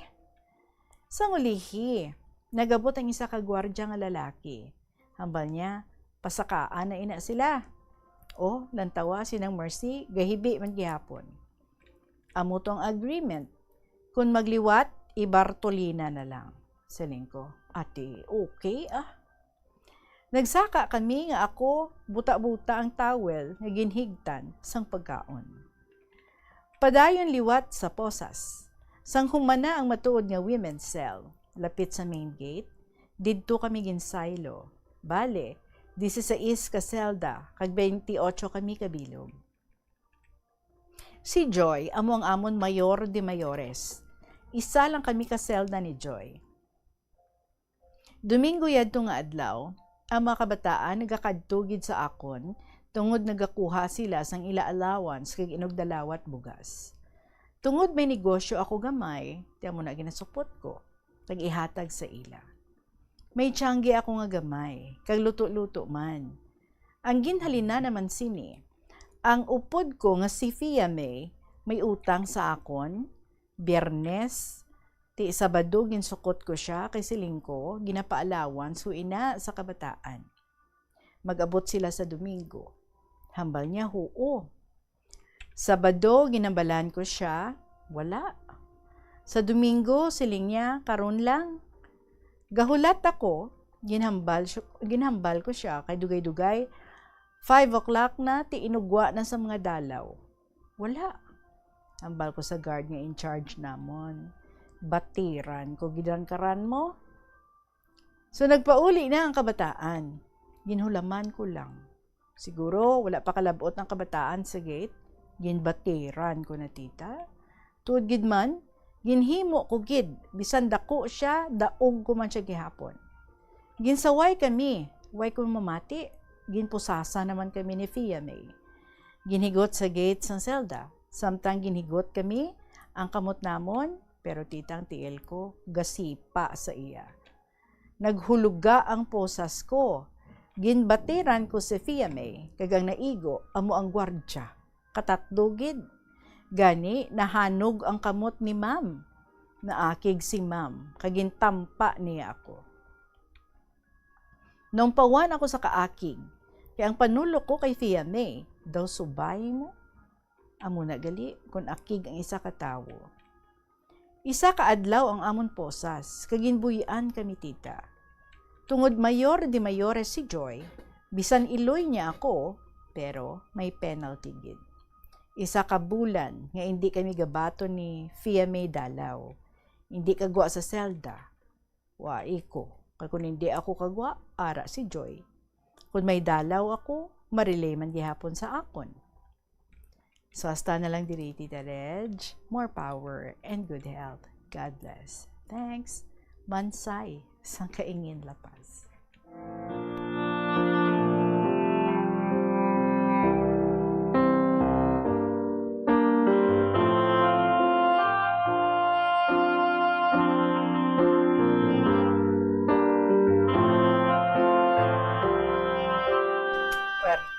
Inagyan ni Mansay, no? Dira sa sulod sa selda, tuod yun man gali. For you to survive, dapat kuno madeskarta ikaw. Kag matira ang matibay.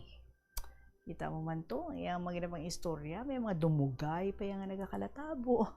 Mga ilinaway pa yung nagakalatabo. Anyway, sige, subong si Mansay, settle down na. Happy na with her second husband. Laya na, nakagwa na. Salamat gid, Mansay. And, with pictures. Well, ako ka-prepare sa mga pictures ni Mansay. Sige lang, utang naman ko Mansay, ha? By Monday. Basi ma-show nato ng mga pictures. Anyway, alas 2:51 ang ato nga oras. We still have time para sa ato nga pagpanumbalik. Makabasa kita one more story. Kung hindi taman matapos, tapusan ta sa Monday. Because tomorrow, mag-interview kita sa ating winner, si Mark Santigpawan. Magabalik kita sa gihapon, kaupo ninyo, si Tita Regine. Ano bala ang dapat tandaan sa tion nga magbiyahe agod mangin hassle-free ang bakasyon? Yari ang pila ka mga tips. Una, i-check ang health kag travel alert sa napili nga mga lugar. Ikadua, magpili isang safe nga accommodation. Mag-research ka magbasa sa mga reviews sa napili nga lugar antes mag-book. Ikatatlo, siguraduho na nga may nagagana nga mobile phone. Ang tanan nga mga upod agod mangin mahapos ang komunikasyon sa tion nga madula o kung kinahanglan nga magbulagay sa dalan. Be prepared in case of emergencies. Siguraduho na nga may backup nga emergency plan nga may medical reimbursement sa tion nga may maospital bangod sa aksidente. Ini nga pahanumdom ang ginadulong sa imo sang the #1 and most trusted radio network in the country, Bombo Radio Philippines. Basta Radio! Bombo! Panugyan na rin sa eksperto kun kwarta ang paghambalan. Apesar limitado ang imo abilidad nga mag-invest, ang gamay nga contribution sa investment accounts ang makabulig sa imo nga maggamit ang earned money nga maka-generate sang dugang nga income. Balik kita diri sa KLP, mga kabombo. Ang ato nga oras, it is now 53 minutes after 2 o'clock. Linagid? Okay, sige. From Lola Rose, sang Tigbawan, ang ato nga next story, My Dearest, Inday Regine.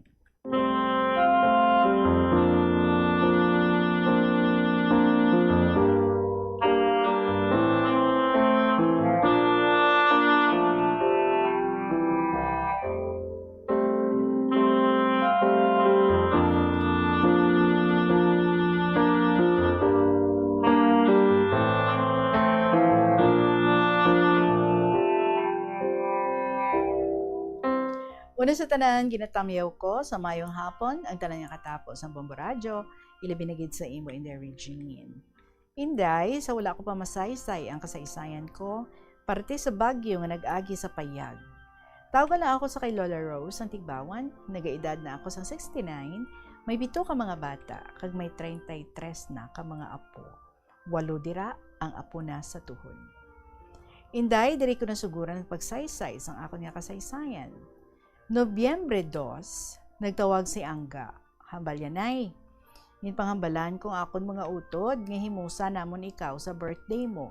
Kada isa, maluto lang, kagtipunan lang sa balay. Sabat ko, ga, saligid ikaw kapalibog nga, nagpadulong pang bagyo. Hambal niya, nanay, ang bagyo sa 4, ang birthday mo sa 6 pa. Sabat ko, ambot sa inyo. Kay kung sa akon, tamaran ako magbulig. Kay nagalain ganing akon pamatsyag. Hindi na ako makabulig, bisan manghugas ang pinggan. Hambal ya nanay, para wala sang hulugasan nga pinggan, ang lamesa, hapinan nila sang dahon sang saging. Kag ibutang ang mga pagkaon. Pahugason ang mga bata, kag pakaunon. So, pahugason kamot. Inday, kung ang akong pagsulat, November 4, tiaga pa, tama nakadulos ang hangin. Duha lang kami ni JJ sa payag, nagahigda kami. Gulpi lang, naguganas. Gintanaw ko ang sangagali sang mahogany. Napaksi, maayo lang kay malayo sa payag. Pero ang isa ka sanga, tadlonggid sa payag. Alas 12, nagkadto si Ana sa payag, hambalya sa akon. Te, nagtawhay na, nakagwa na siguro ang bagyo. Sabat ko, ambot, mga muyo lang kita, nga kabay nga nakagwa na gidman. Kaya nagpauli sila sang bata niya Inday. Mga alas 3, gulpi lang, nagbaskog ang hangin. Kag naglupad ang atop sang balay sang ido. Pero ang ido, wala gid nagpalagyo. Hasta nga nasanggi, ang sanga sang kamonsil, kag nagtupa gid sa balay sang ido. Kag natabunan gid ang balay sang ido, kag nagsalasala ang ido sang panuhot, kay damo ang tunok sang kamonsil. Ako iya, nawili sang tan-aw sang sanga sang mahogany, kay nagaduplay-duplay, kag sige lang nga akon pangamuyo, nga bisan masanggi, hindi lang magtupa sa akon payag. Si JJ iya, sali hambal, lola, dali na lang maguba ang aton balay. Halaya ka balik sang hambal. Tiginambalan ko siya, hipos. Pagluhod ka dira, kag magpangamuyo. Gintawag ako ni Ronnie. Sila niya, Chay, guwa na ka mo dira, kay tama nagid ka baskog ang hangin. Sabat ko, tama ka baskog ang hangin? Bayaan ko? Sige na, nasanggi naman ang isa kasangasang kamonsil. So ginhimos ko ang akong dalalon, kanon kag sudaan. Kay ginabalan ko ang mga santos, siling ko kamulan diri ang bilin, sagangan ninyo ang hangin, nga bisan masanggi ang sanga, hindi lang magtupa sa payag. Kay kung malampusan ang payag, pati ka mo, maigo. Dahil tapos ko hambal sa mga santos, dayon ko abrihan ang puertahan. Kay hindi maabri, kay ang isa ka sanga gali, isang kamonsil, lapit na lang sa payag. Ang ginhimo ni Ronnie, ginhapay niya ang mga sanga, kay nakagwa kami ni JJ. Pagabot namon sa dalan, hambal ni JJ, Lola, buklarang mo payong, kay tama kadamo lang ulan. Sabat ko, dali alang lakat kay maligo lang kita sa balay. Pagkaaga, nagbalik naman ako sa payag, ara si Ronnie. Hambal ko sa iya, abi mo siguro nagbuang ako kagabi ay. Ang ginahambal ko kagabi ang mga santos nga diri sa sulod. Ginpangdala ko ina diri sila kay ginhatag ina sila ni B. Kagay kay nagsaylo sila sa lain nga relihiyon. May palaboy pagani dito sa balay. Inday amo ina iya ang natabo sa amon. Si T, tungod kay siya ang nagauyat sang chainsaw sang barangay, aga pa ginhawanan niya ang amon og saran. Ginubos siya na lang tapas ang tanan nga sanga sang kamonsil. So inday ibalik ko sa birthday ko. November 3, ginatagan ako ni babae sang 1,000 kay ginbaton ko man. Petsa 4, nagambal si H, Lola, may ginhatag sita sa imo sang 1,000. Sabat ko, hoo nga Sa ano ina, Lola? Inubakal ina sang hilimuon lumpia para sa birthday ko. Kay ginhatag ko kay H, ambal ko, bahala ka mo, hindi ako makabulig sa inyo, kay nagalain ang pamatsyag ko. Sabat niya, Lola, kada isa ka bata, mansig dalama lang. Ti asalan diyan ay no. Katsugpon sinikon paano ginhiwat ang iya nga birthday. Iti siya hindi na makahikot sa mga bata, masigdala na lang kuno. Isa ka menu, isa ka dish kada bata. Balikan ta tomorrow or on Monday na siguro, no? Because mag-interview kita sa aton nga winner boss si Mark sa Tigbawan. So Monday na ha. Lola Rose ang kasugpon sa imong istorya. Madamay nga salamat sa inyo man nga mga istorya dira mga kabombo, hulaton ko.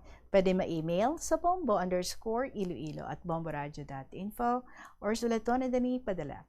Sa kahapon lamang program, DYFM, Bombo Radio Iloilo, Sky City Tower, Mapa Street, Iloilo City.